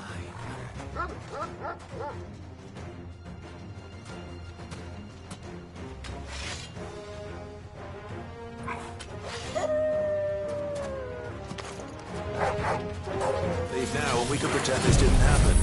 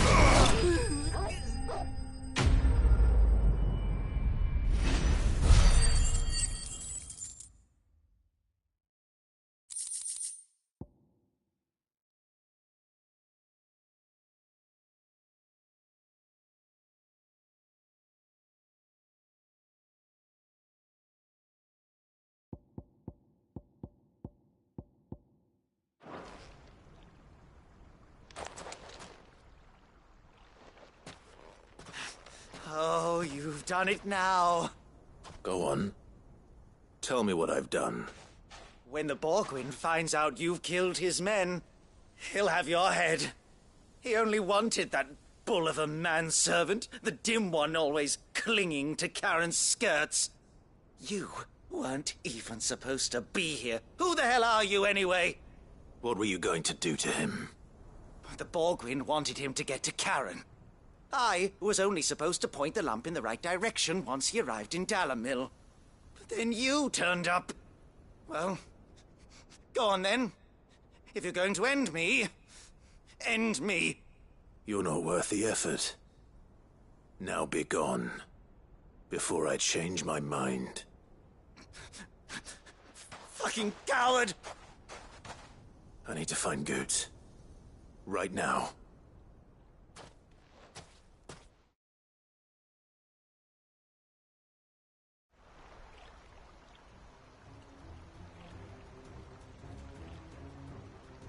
Get your filthy paws off me, you naughty painted lout! Stop calling me names! And stop spreading them horrible lies about Nan! Well, that will be easy enough. For they are not lies. Every last word is true. And she must pay for her crimes in blood. Lord! Goose, are you all right? He's gonna kill Nan! He said she had to pay in blood! After what she did, it is only right. She ruined my life and the lives of countless others. That loathsome harpy's very existence is a crime, and I will not allow it to continue. Goots, was it? I have no quarrel with you. Only with your employer. Run along now. You need not pay for her sins. No. No? I don't care what she did.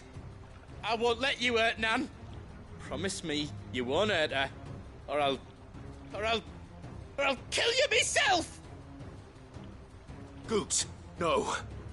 Enough, all of you! Karen. But how did you? You're a sight less clever than you think you are, the pair of you. Did you think I wouldn't notice the two of you slinking off together? Well, the whole thing got me thinking, who in Dalamil might bear me a grudge? and a certain snivelling shit I ran afoul of in my fairy years came to mind. Though it was just bogan back then, wasn't it? I thought the years might have taught you some sense, but I see you're the same pants-pissing craven you've always been. What was it we called you? Wet legs? You bitch! Everything that happened, it was all your fault! And now you'll finally pay for what you did to me!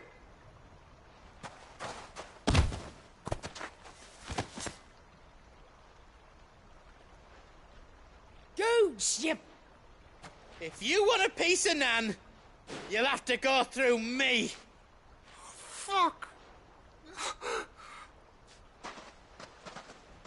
You great galoot.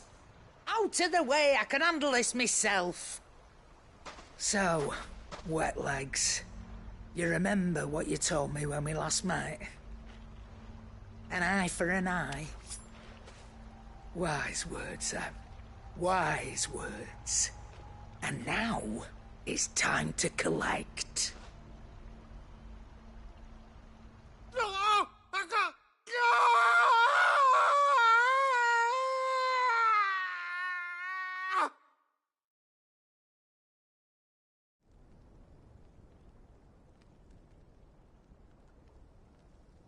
Sorry to keep you waiting. Is he... dead? No. But I reckon he wishes he was. It's an easy going through life, one eye short of a pair. After all, I should know. You don't mean... Oh, don't tell me you didn't notice. Lost it to old Wet Legs back when we were working the same routes. Said I'd stolen from his strongbox. I'd done nothing of the sort, mind. But that didn't stop him taking his little revenge. So I took some of my own. Sorry, lost everything. His coin, his clients. Always knew he'd be back one day to claim his due. But he crossed a line dragging poor Goots into this. He didn't hurt you, did he? No, Nan. Still got all my arms, see? Legs too. But what if he comes back again? What if he does? First we take the other eye, then we work our way down. He'll learn his lesson soon enough. But something tells me the Wet Legs has learned it already. Right.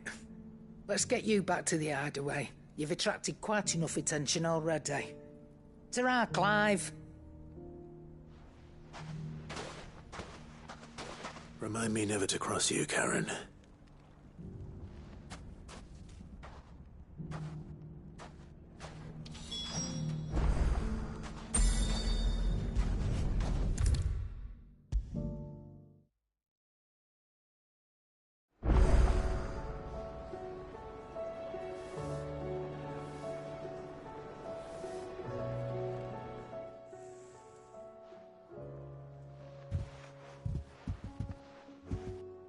Nothing like a dish of cold vengeance to foul the gut. I'm sorry, Nan. I didn't mean to make things worse. I just thought I had to protect you. Like you've protected me. Aye, well, someone had to. Your parents certainly didn't give a whit for your well-being. Reckon the both of us would be worse off if I'd not taken you on. You've always been me right eye, Goots. And I'd have you stay that way. So don't you dare go looking for trouble again. Well, I will. If you ever need help, I'll do it again and again, and you can't stop me. Why, you big lump. Fine. Play the hero if it makes you happy. Thanks, Nan. I won't let you down. There's nothing he wouldn't do for you. That's as maybe. But if he's ever to make his own way in life, he'll need to start looking out for himself as well. Till then, he'll need people to watch his back, just like you did in Dalamil. Don't think I didn't appreciate that. Of course. His family. Stop it. You make me one good eye, mister. I don't go thinking that'll do you any favours. A potion today will cost you the same as it did yesterday.